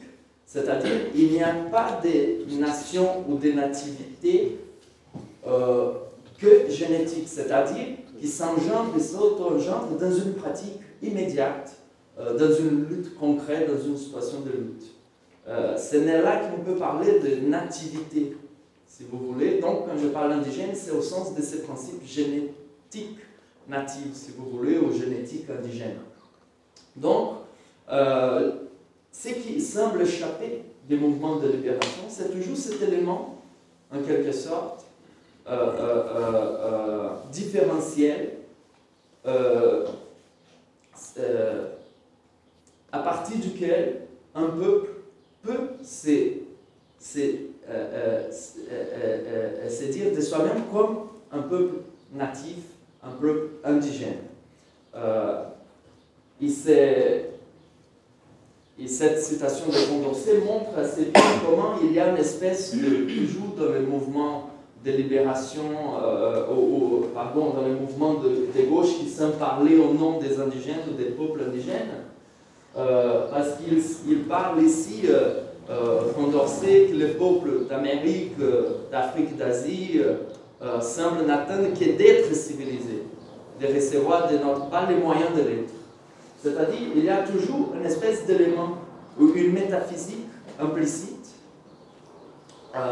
des mouvements qui parlent au nom des peuples indigènes. Il y a une métaphysique implicite dans ce qu'ils appellent de leur pratique politique qui consiste à vider l'être de l'autre pour les transformer dans quelque chose d'unitaire, dans quelque chose à qui on peut se diriger. C'est par exemple le problème qu'on a au Brésil de ne pas parler d'indigènes, mais parler toujours des pauvres. C'est-à-dire, la première opération métaphysique de ces mouvements politiques qui parlent au nom des pauvres, c'est de transformer l'indigène dans un pauvre. Alors, une fois transformé l'indigène dans un pauvre, voilà, on peut le sauver. Et je crois que l'opération politique fondamentale consiste justement en décoloniser la pensée de telle façon qu'on puisse arriver à tracer des luttes transversales, comme vous dites, mais tout en rendant compte qu'il n'y a pas un élément qui permet de faire la médiation, si tu veux,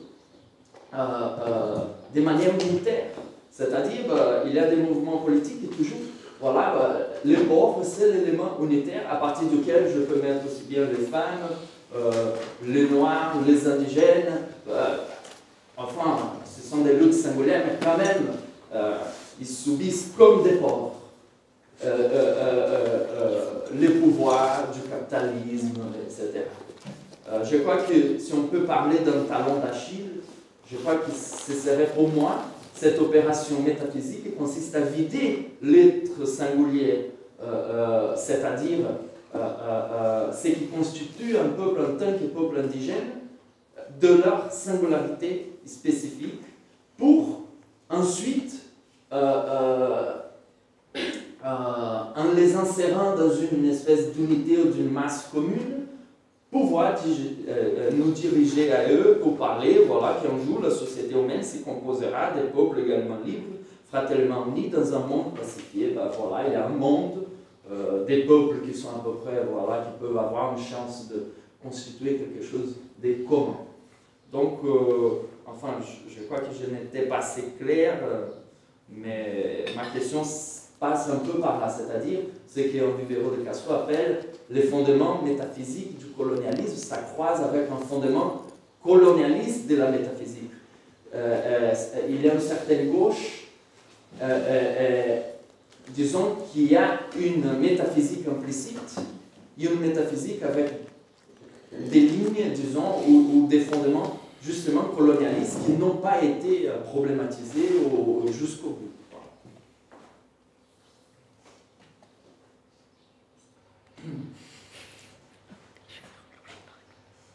Après, il n'y a pas une question, je fais un commentaire. Voilà.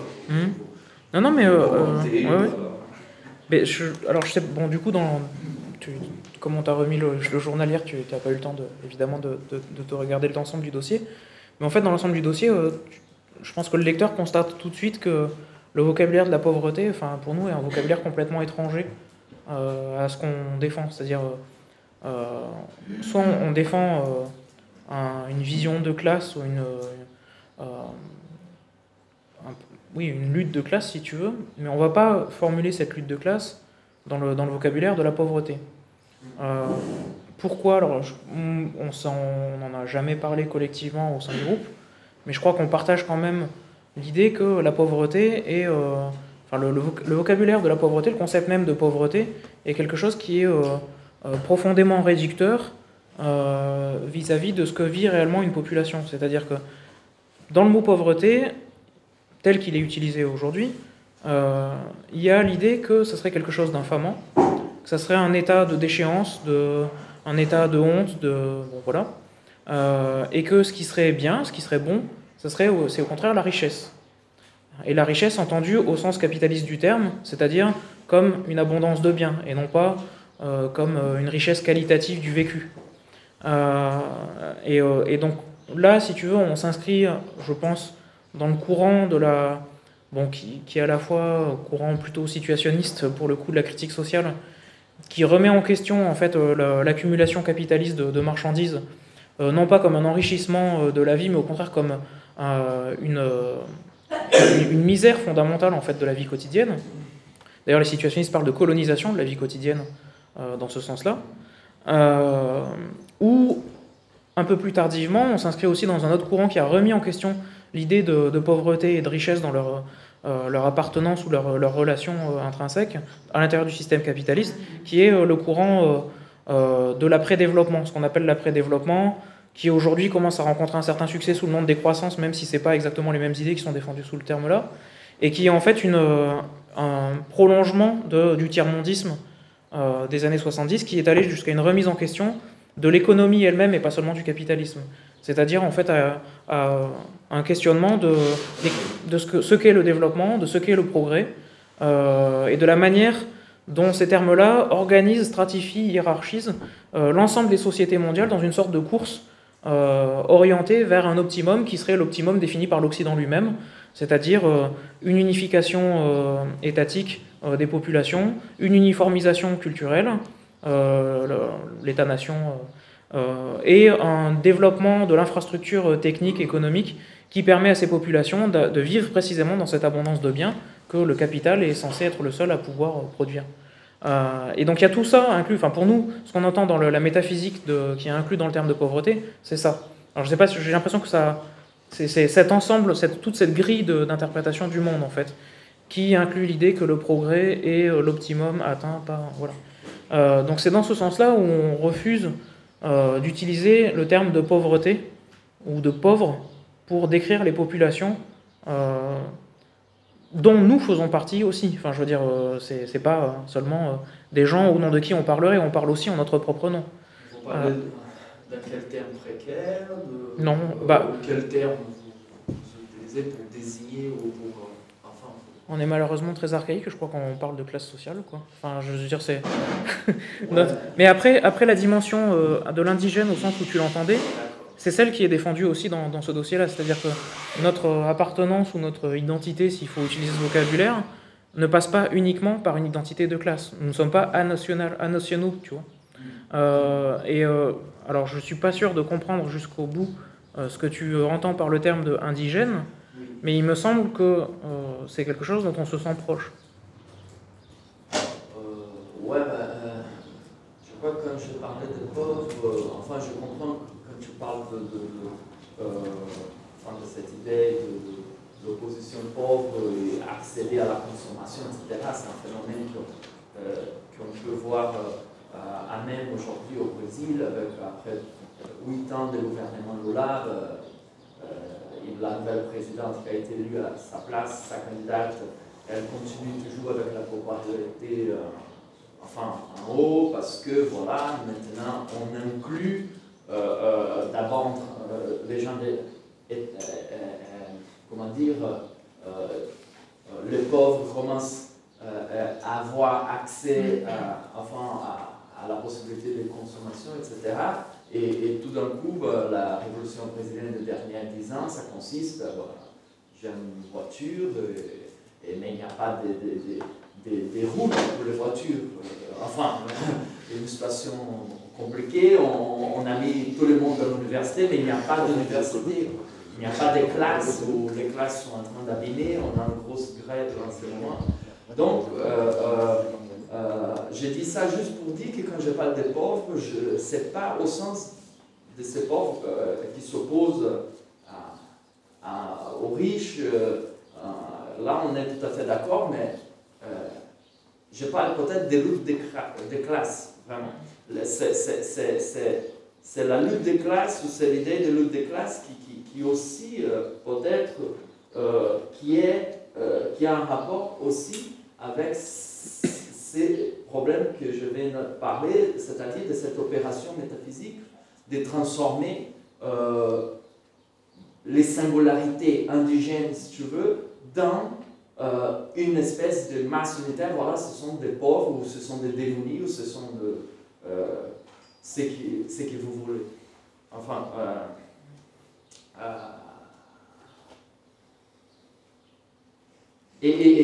pardon, juste une chose, les problèmes alors seraient comment, non pas, le problème c'est pas de laisser d'être pauvre ou être riche ou se libérer, mais je crois que les pauvres ont beaucoup à gagner s'ils deviennent indigènes. La question c'est ça. Tout en restant pauvre, c'est quand même, ça peut poser des problèmes, parfois être pauvre. Comment? Non, tout de même un pauvre qui devient indigène, est-ce qu'il reste pauvre? Parce que ça peut être de toute façon une condition désagréable d'être un indigène pauvre en plus. Ouais, mais il faut demander à l'indigène si c'est un pauvre. ou s'il est sympa au moins. Les indigènes qui se sentent pauvres ou dans la pauvreté, ils ne demandent pas à sortir de la pauvreté, au sens de, disons, d'avoir l'accès à à un certain mode de vie qui est celui qu'on comprend déjà dans une logique de l'opposition du pauvre et du riche. Il veut s'en sortir justement de la pauvreté en tant qu'une détermination ontologique, c'est-à-dire je veux être indigène, j'ai à gagner à devenir indigène. C'est sa lutte. Ce dont tu parles là, peut-être ça écarte, Patrick, tu nous ramènes au numéro. Là, ce dont tu parles là, l'opération dont tu parles, que tu dis métaphysique, oui, d'assimilation et donc de destruction des luttes singulières, oui, et d'écrasement sur le seul plan. Tu disais de la pauvreté dans un premier temps, et après, en répondant à Patrick, tu serais prêt à dire de la lutte des classes. Oui. Il me semble, à t'entendre, et je crois que ce que tu décris, c'est pas une opération de pensée, c'est une opération réelle d'intégration ou de subsomption, comme dirait Marx, de populations jusqu'alors constituant des poches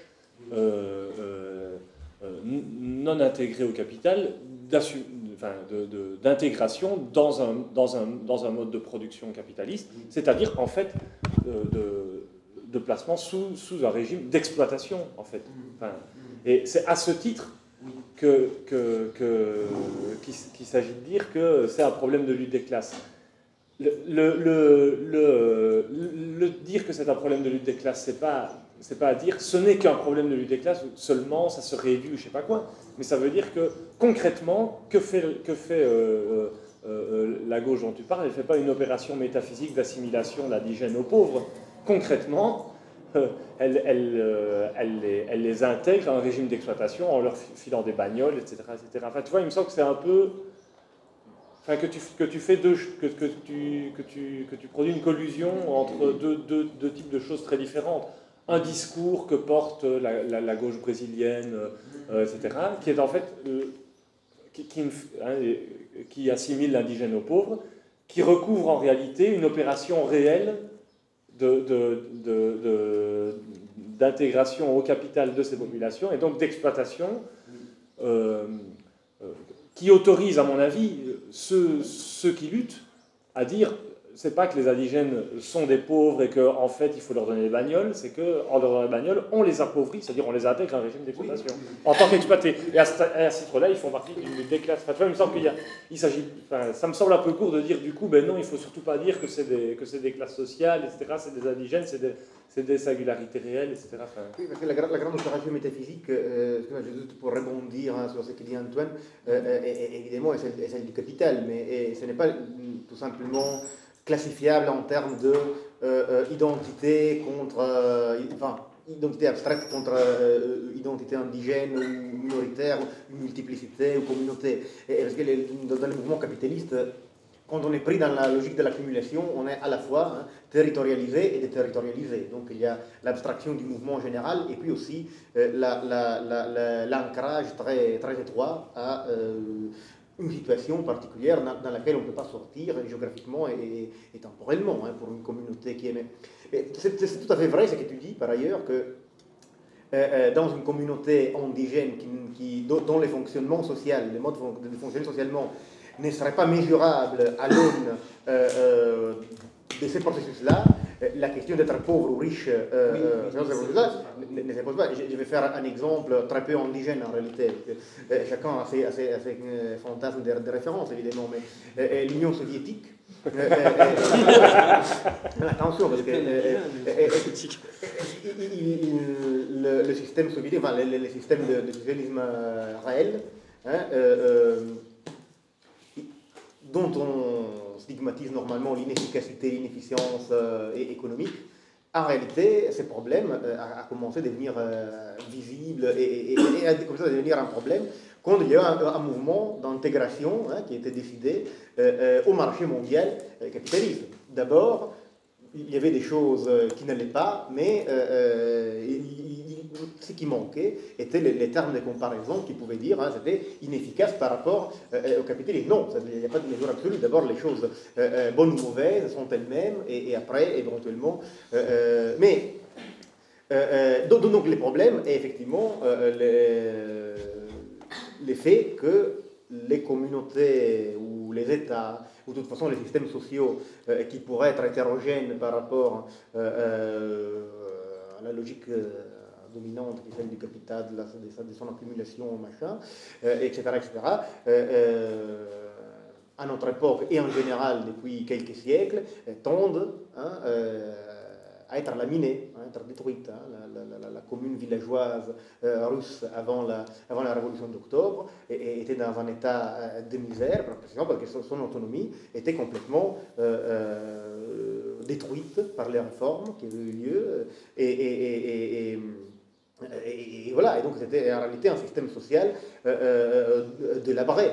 Donc les problèmes est aussi que comment dire, les degrés de réalité du pôle positif. Je peux penser effectivement que, et c'est tout à fait vrai en termes de principe, que une forme d'organisation sociale peut exister qui serait au-delà à laquelle serait inapplicable précisément la mesure de la richesse, de la pauvreté, de la consommation, de la productivité, de la croissance. Oui, c'est ça. Mais si ces systèmes sociaux tendent à être érodés et à ne plus exister et donc à faire tomber dans un prolétariat, dans une prolétarisation au moins virtuelle, les gens qui d'abord étaient dans ces modes de vie, et évidemment, ça signifie que la question, sans pour autant cesser entièrement de se poser dans les termes de ces autres modes de l'existence sociale, tend du coup à se poser en termes aussi de lutte, voilà, sinon immédiatement des luttes des classes, de toute façon des luttes anticapitalistes, hein, mais après c'est une lutte des classes, parce que le prolétariat, c'est lui à qui on extorque la plus-value. Si tu es indigène, et tu ne peux pas être complètement... Tu peux garder éventuellement tes traditions culturelles, mais si tu dois vendre la force travail parce que ta communauté n'est plus autosuffisante, tu as en même temps quelque chose d'autre qui est précisément un prolétaire. Voilà, ça c'est... Bon, c'est très intéressant, merci les deux commentaires parce que ça me permet de clarifier ce que... Enfin, j'essayais de parler, mais justement, je pense que la lutte politique proprement décoloniale, décolonialisante, enfin, je me risque de dire ça, enfin, ici, parce que, enfin, c'est pas mon spécialité. Normalement, il te dit Fanon et d'autres auteurs, il a beaucoup plus de propriétés de parler là, mais si j'ose dire, à partir de quelques éléments que j'ai, surtout, enfin, les lectures que je fais en ce moment, Fanon introductoire et Vivero de Castro et d'autres anthropologues au Brésil, un peu plus... enfin, ça fait un peu plus de temps, je dirais que justement le problème politique de la décolonisation passerait, s'il y a eu déjà une prolétarisation, en quoi consiste la lutte? On parle en termes de lutte des classes, c'est-à-dire on va utiliser une métaphysique de la productivité, de la production pour penser la politique, ou la question c'est justement décoloniser les fondements colonialistes de cette métaphysique ancrée dans la production pour parler d'une autre chose qui nous apporte justement les pensées indigènes qui n'ont rien à voir avec la production. Non, mais là, ce que tu dis, c'est juste, c'est deux possibilités de savoir si quand on mène une lutte en termes de lutte des classes, c'est sur un plan non questionné de la productivité ou pas, mais c'est un problème interne même aux luttes qui se sont menées dans le cadre du marxisme et de la lutte des classes.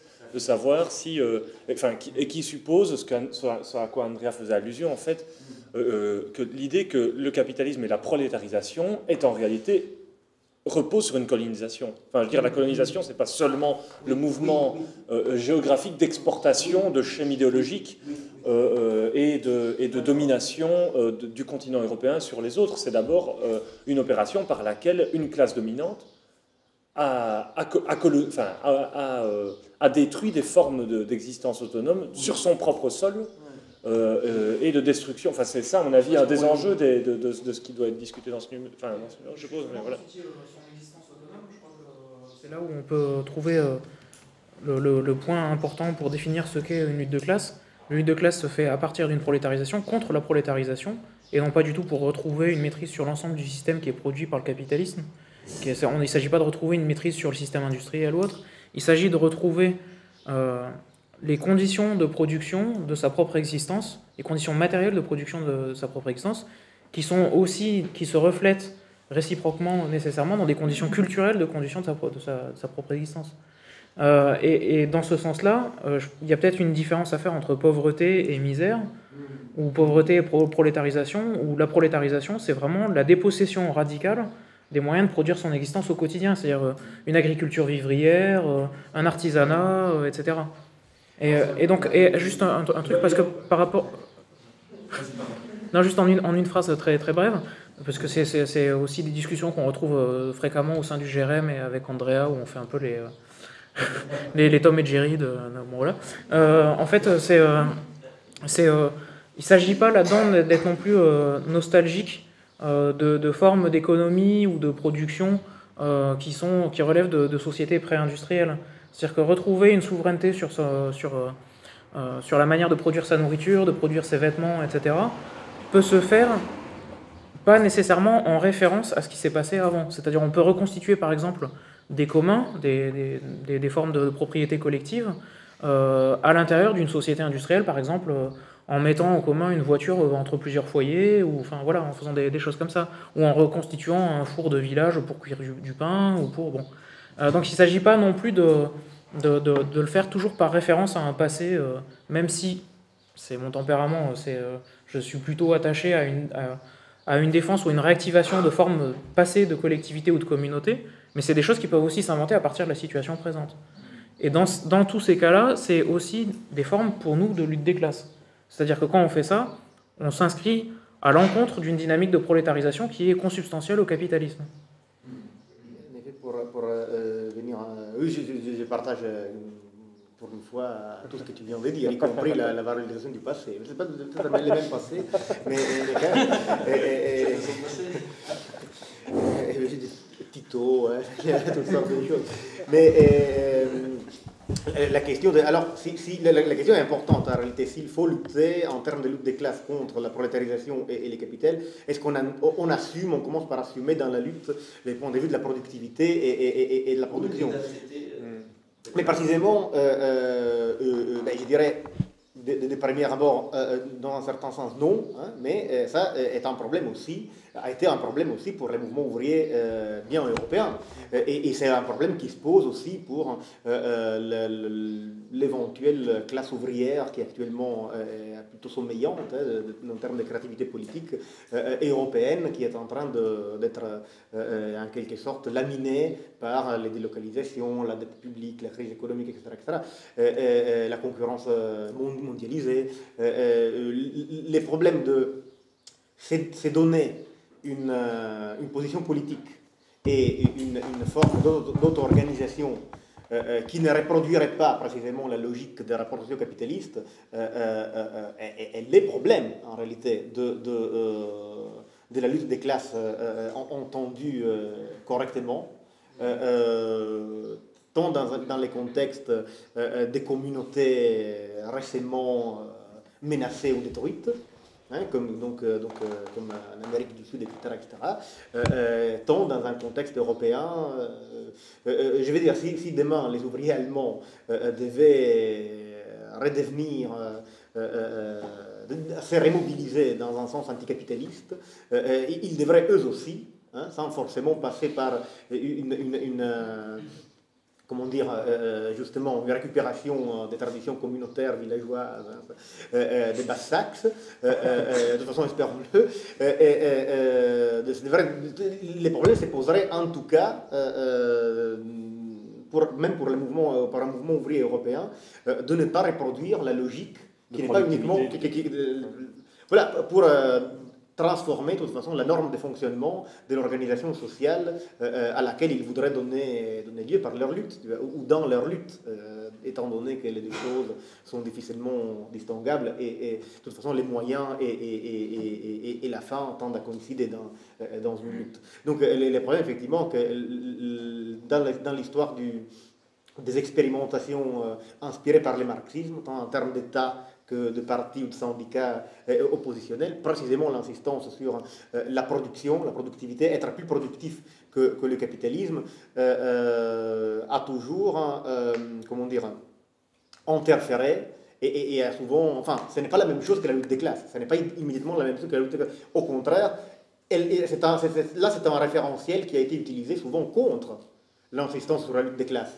Parce que si, évidemment, après la Révolution, le but n'est pas de restituer la souveraineté aux producteurs sur les processus de production, qui recouvre un peu ce dont on a discuté à Terra Nova et que Patrick vient d'évoquer. Donc, la mise en place d'une organisation sociale où, effectivement, le travail, les rapports aux objets, aux techniques seraient un peu différents, mais c'est d'impulser la croissance.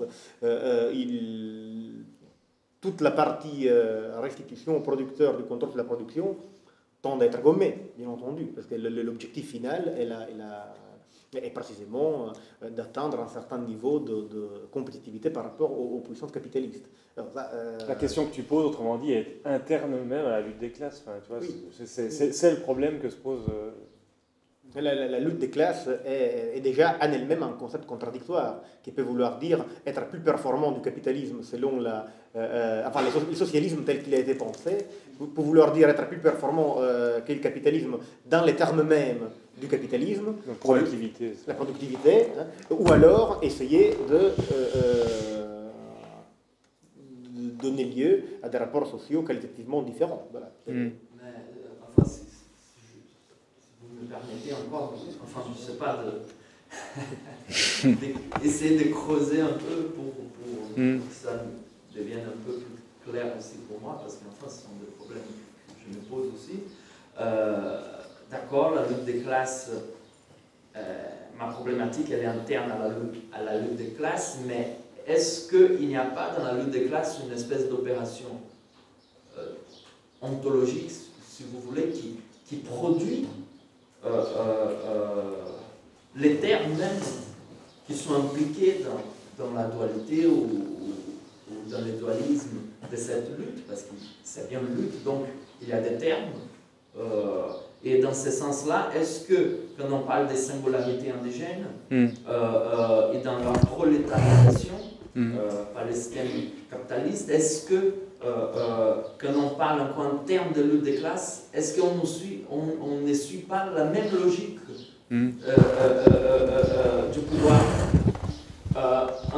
en parlant de ces singularités en tant que prolétaires ou presque prolétarisés ou en voie de prolétarisation, alors que peut-être ceux qui sont en voie de prolétarisation ou prolétarisés, peut-être qu'ils ont à gagner à se voir comme des indigènes ou à commencer à se voir comme indigènes, il y aurait toute une lutte politique qui passerait par là. Enfin, je sais pas mais il y a un problème enfin, au moins un problème de description d'une situation réelle. Donc là, enfin, si des indigènes sont placés en voie de prolétarisation, ce serait de la mystification la plus. Enfin, et c'est précisément cette opération-là que fait, à mon avis, la gauche brésilienne et qu'elle risque d'induire sur les autres. Je pense que ce qu'il veut dire, c'est qu'il n'y a pas que cette opération-là. C'est une opération qu'on attend que pas mal de théoriciens anticoloniaux, des luttes anticoloniales, Fanon par exemple, Nkrumah, Nyerere, il y en a, pour parler que de l'Afrique, il y en a bien d'autres ailleurs. Tout simplement essayer de penser la même chose, mais avec d'autres termes. Enfin, disons, essayer de ne pas subsumer le langage et l'analyse marxiste pour analyser aussi des phénomènes réels, mais de présumer que ce langage-là serait de fait universel et que tout langage qui s'en écarterait et qui n'y souscrirait pas, et le fait de ne pas y souscrire dans le contexte précis de la guerre froide avait des enjeux politiques qui étaient tout aussi concrets et tout aussi réels que le fait de l'employer. Enfin, est-ce qu'il n'y aurait pas d'autres voies que la mystification qui n'emploierait pas le langage marxiste? En gros, à mon avis, c'est ça. Est-ce que les indigènes eux-mêmes, dans leur situation, n'auraient que cet allemand barbu pour s'en sortir, finalement?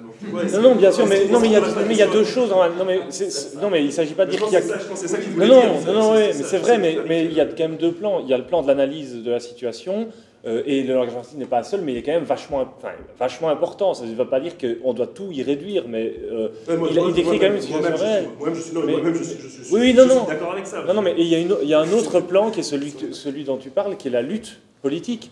Et les opérateurs d'identification imaginaire, de fantasmes collectifs, etc. Tu vois, enfin, je veux dire, c'est un peu. Alors là, la question se pose de manière encore plus importante, il me semble. Enfin, la question que vous soulevez. Ça, d'accord. Non, mais ça, il faut distinguer deux choses, parce que la prolétarisation, le fait que les capitales, j'ai dit l'autre jour, et il faut le répéter à mon avis,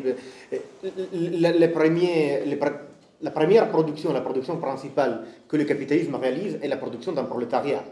Donc, le capitalisme produit un type humain et disons une masse d'individus ou même des collectifs de travailleurs qui sont formatés de telle sorte qu'il soit possible, qu'ils soient dociles par rapport à l'extorsion de la plus-value à des conditions données. Donc ça, c'est un processus réel. Et là où la communauté indigène a la malchance de tomber dedans, il n'y a rien à faire. Là, ce n'est pas une question d'interprétation, parce que... Non, il n'y a rien à faire parce que c'est un fait que cette tendance-là existe. Et donc là, ce n'est pas question d'interprétation, c'est un processus réel. Et il faut que ce processus réel soit décrit.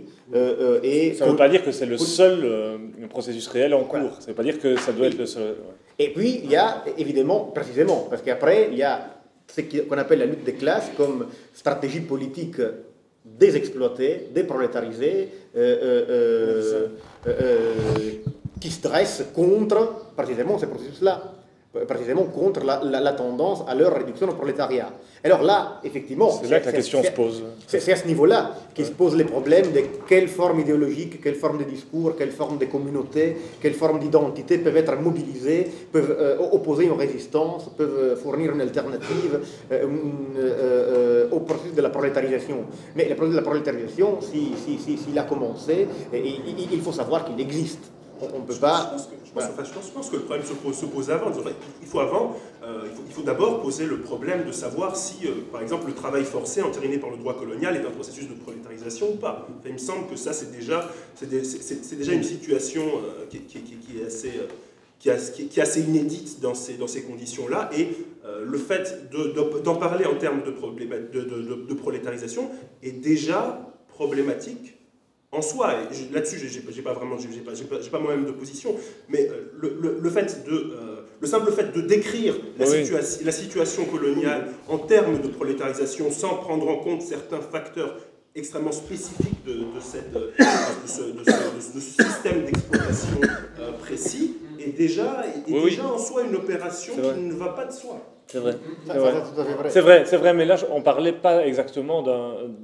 Enfin, il me semblait, le rapport à la nation indigène dans le cas du Brésil, c'était pas un truc colonial, mais sinon, tu as raison. Sinon, tu as raison. Attention, parce que le travail forcé et de toute façon la suspension de toute condition d'humanité, ça a existé toujours dans le despotisme d'usine en Occident. L'usine est par excellence un lieu où la démocratie, les garanties, le respect de la personne, etc., n'ont pas droit d'asile, si j'ose dire, précisément parce que... voilà. Et ça, évidemment, existe non pas au niveau même au niveau de la loi, éventuellement, mais tout simplement, c'est un despotisme qui se reproduit sous forme de nécessité, contrainte purement organisationnelle, technique, en termes de productivité, etc., etc. Donc c'est ça un peu aussi l'un des enjeux. Si on regarde non pas à partir de la condition statutaire, juridique et politique des prolétariats européens, même à l'époque de la colonisation, mais disons, si on analyse la mise en place concrète des conditions de travail, c'est pas la même chose, mais il n'y a pas non plus une distance infranchissable, parce que si tu dois travailler avec des cadences monstrueuses, risquer d'être viré, toutes sortes dans une condition où tu ne peux pas survivre sans être là-dedans, et là ce n'est pas une condition de citoyenneté déployée d'un bon petit blanc nanti, tu vois. Et ça, c'est un peu qui est précisément l'image que les puissances coloniales voudraient donner quand elles débarquent chez quelqu'un et disent ah, on va vous civiliser. Ou alors non, on va pas vous civiliser, on va carrément vous piller, la voix belge. Et on s'en fout de vous civiliser. On vous pille quand même parce que vous êtes à nous. Mais les capitales, même en Europe, hein, même dans la métropole, toujours dit assez prolétarisé, vous êtes à nous. Votre force de travail est à nous. Vous ne pouvez pas en disposer librement. Donc voilà, c'est par définition. Là où liberté, égalité, propriété et bentham, comme disait l'allemand barbu, qui était par ailleurs un juif noir.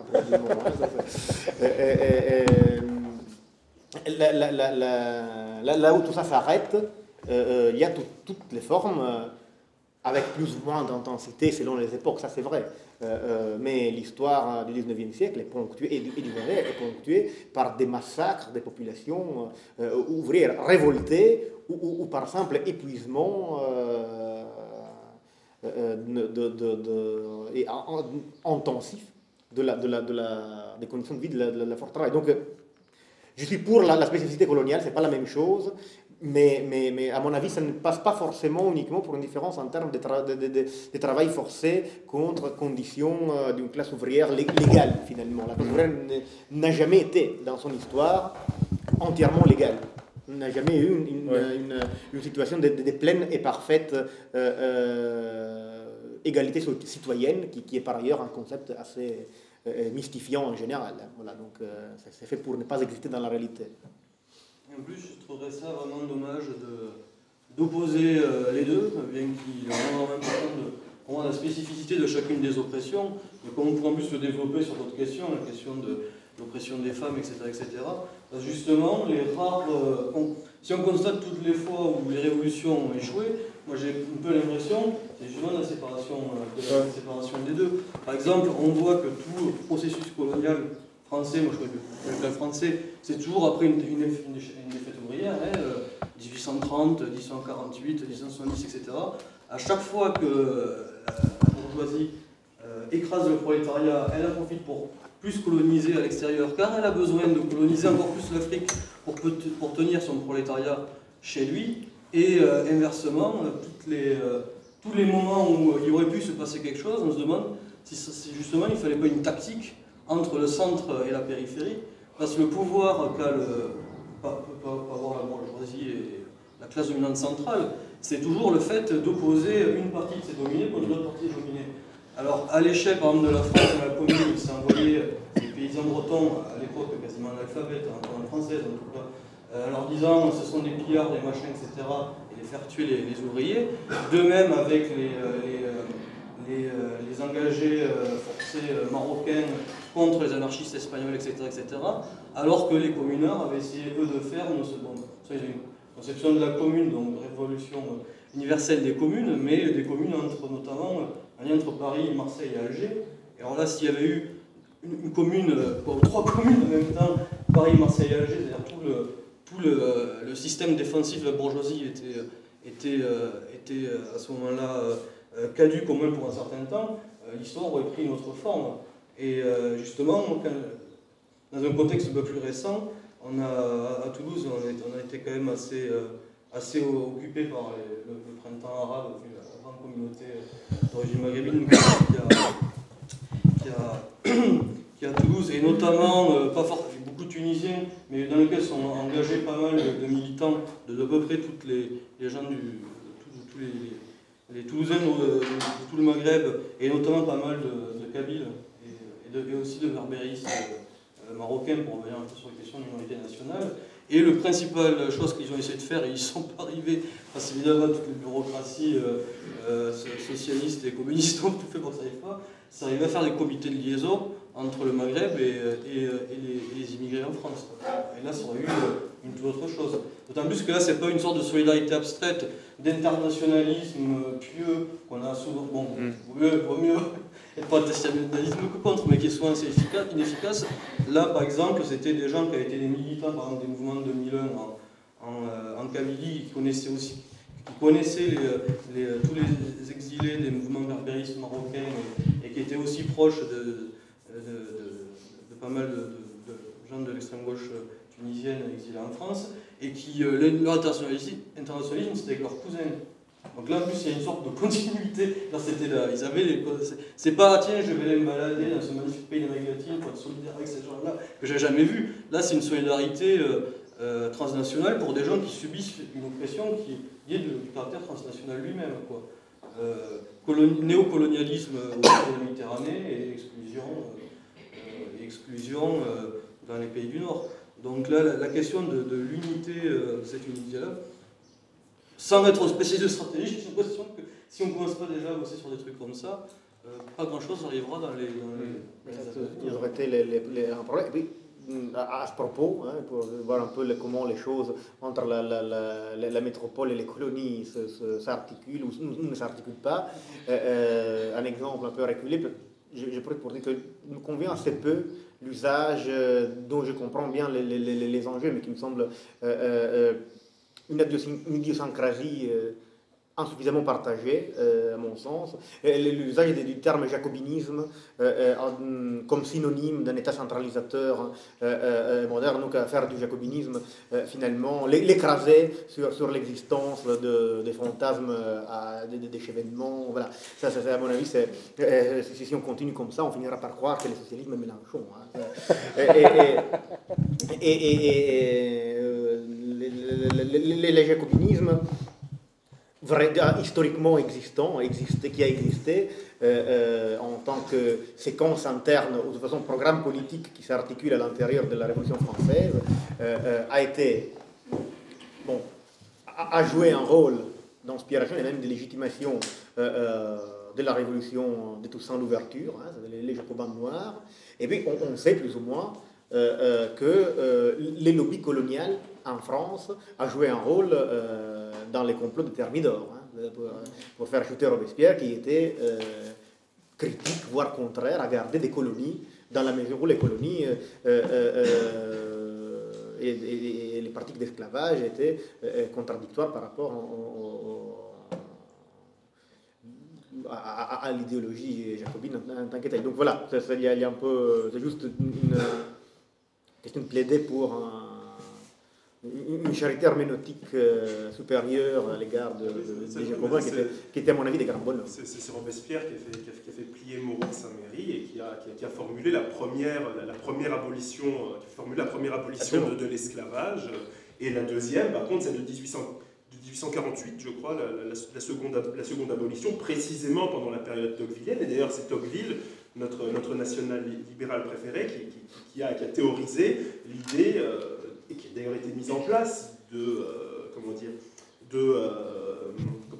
qu'on appelle ça encore, de compensation financière, non pas pour les esclaves, bien sûr, mais de compensation financière pour les propriétaires d'esclaves qui avaient été outrageusement lésés, spoliés de leur bien maigre, et qui évidemment devaient être un petit peu ménagés à cause de cette perte terrible qui leur avait été faite par cet État jacobin abject.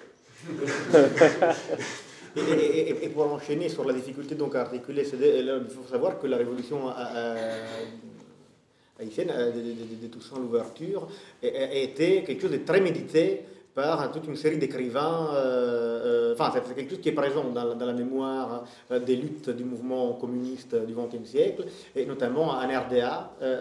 Il y a une nouvelle d'Anna Segers qui a été transformée en pièce théâtrale par Rainer Müller, qui s'appelle La Mission, je crois, et qui montre, qui est consacré à cet épisode-là, et qui montre précisément la manière dont, après l'échec de la Révolution française et la Révolution dans les colonies, les trois Jacobins, ils ont un bourgeois français, un noble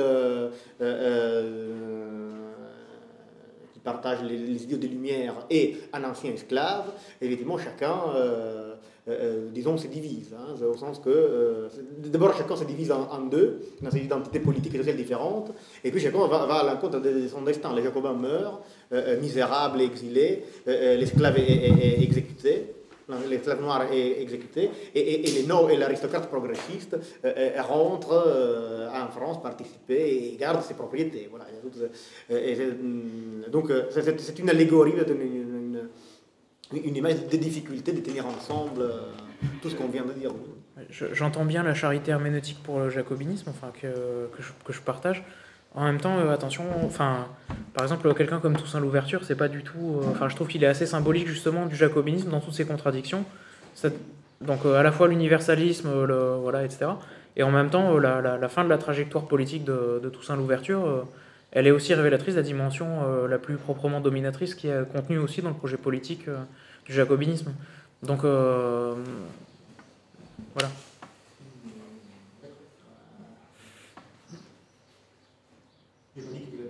Non, mais c'est juste que là tout à l'heure on parlait justement d'une politique du mythe. Enfin, je crois que là c'est vraiment le genre de terrain où elle doit s'appliquer.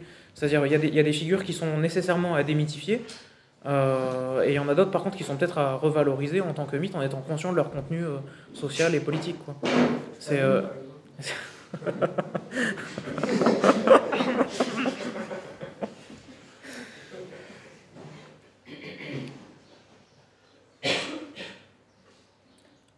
je sais pas du tout quelle heure il est. Donc, Oui. Est-ce qu'il y a encore de quoi discuter ou est-ce qu'il y a... Marco, tu avais prévu un temps de réflexion sur le GRM ou pas dans le... D'accord.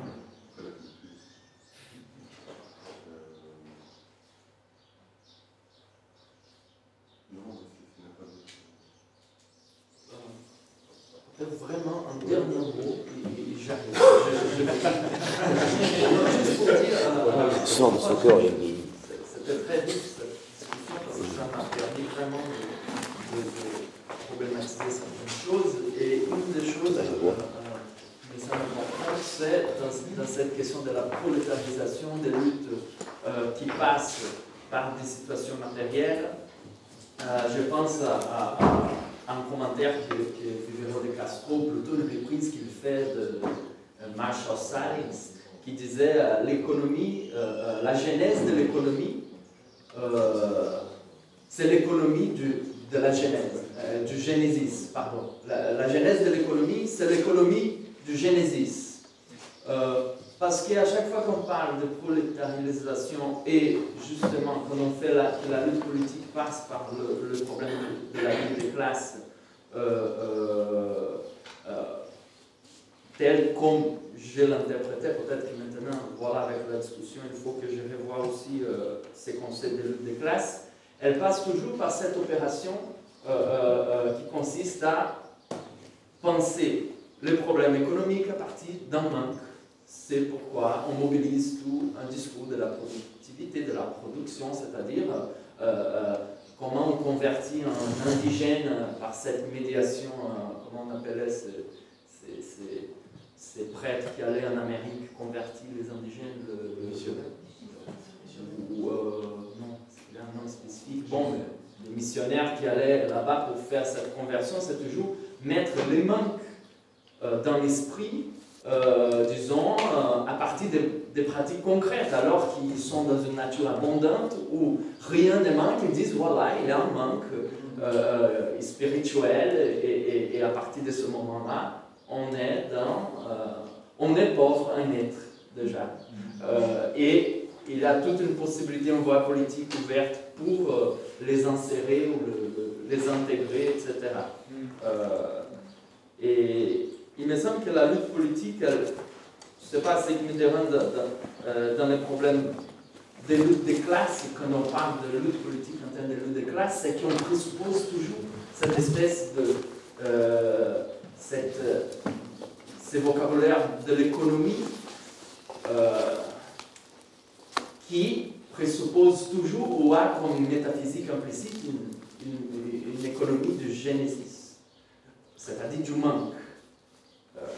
Les gens ils sont pressés parce qu'il leur manque quelque chose. Peut-être c'est parce qu'il y a quelque chose qui abonde chez eux, qu'il y en a tellement assez Et c'est là peut-être qui réside leur devenir indigène ou leur... c'est là que leur pratique indigène peut-être peut être prise comme une force politique. Pour finir, je lis un passage de Fanon qui montre, ou qui me semble avoir un rapport avec ce que j'essaie de penser comme lutte politique, non pas en termes de lutte de classe, mais en termes de lutte ontogénétique, si vous voulez, c'est-à-dire comme un problème de création de nouveaux êtres dans le monde. Il dit la décolonisation introduit dans l'être un rythme propre, apporté par les nouveaux hommes, un nouveau langage, une nouvelle humanité. La décolonisation est véritablement une création d'hommes nouveaux. Par cette création, mais cette création ne reçoit sa légitimité d'aucune puissance surnaturelle. La chose colonisée devient homme dans le processus même par lequel elle se libère. Enfin, ce que je comprenais à partir de Jean-Christophe Godard comme un principe indigène génético-natif passe par cette idée de Fanon de création de nouveaux hommes dans le processus même de la décolonisation à travers des pratiques matérielles. Et ce que je veux dire, c'est que des fois, ces pratiques, il ne faut pas un vocabulaire de l'économie, du manque. Il nous manque quelque chose, peut-être il nous abonde quelque chose. Et souvent c'est ça, il nous abonde tellement de choses qu'il faut... on est justement parce qu'il y a quelque chose qui abonde, pas parce que quelque chose manque. Merci. Désolé. On va manger parce que... On est un monde.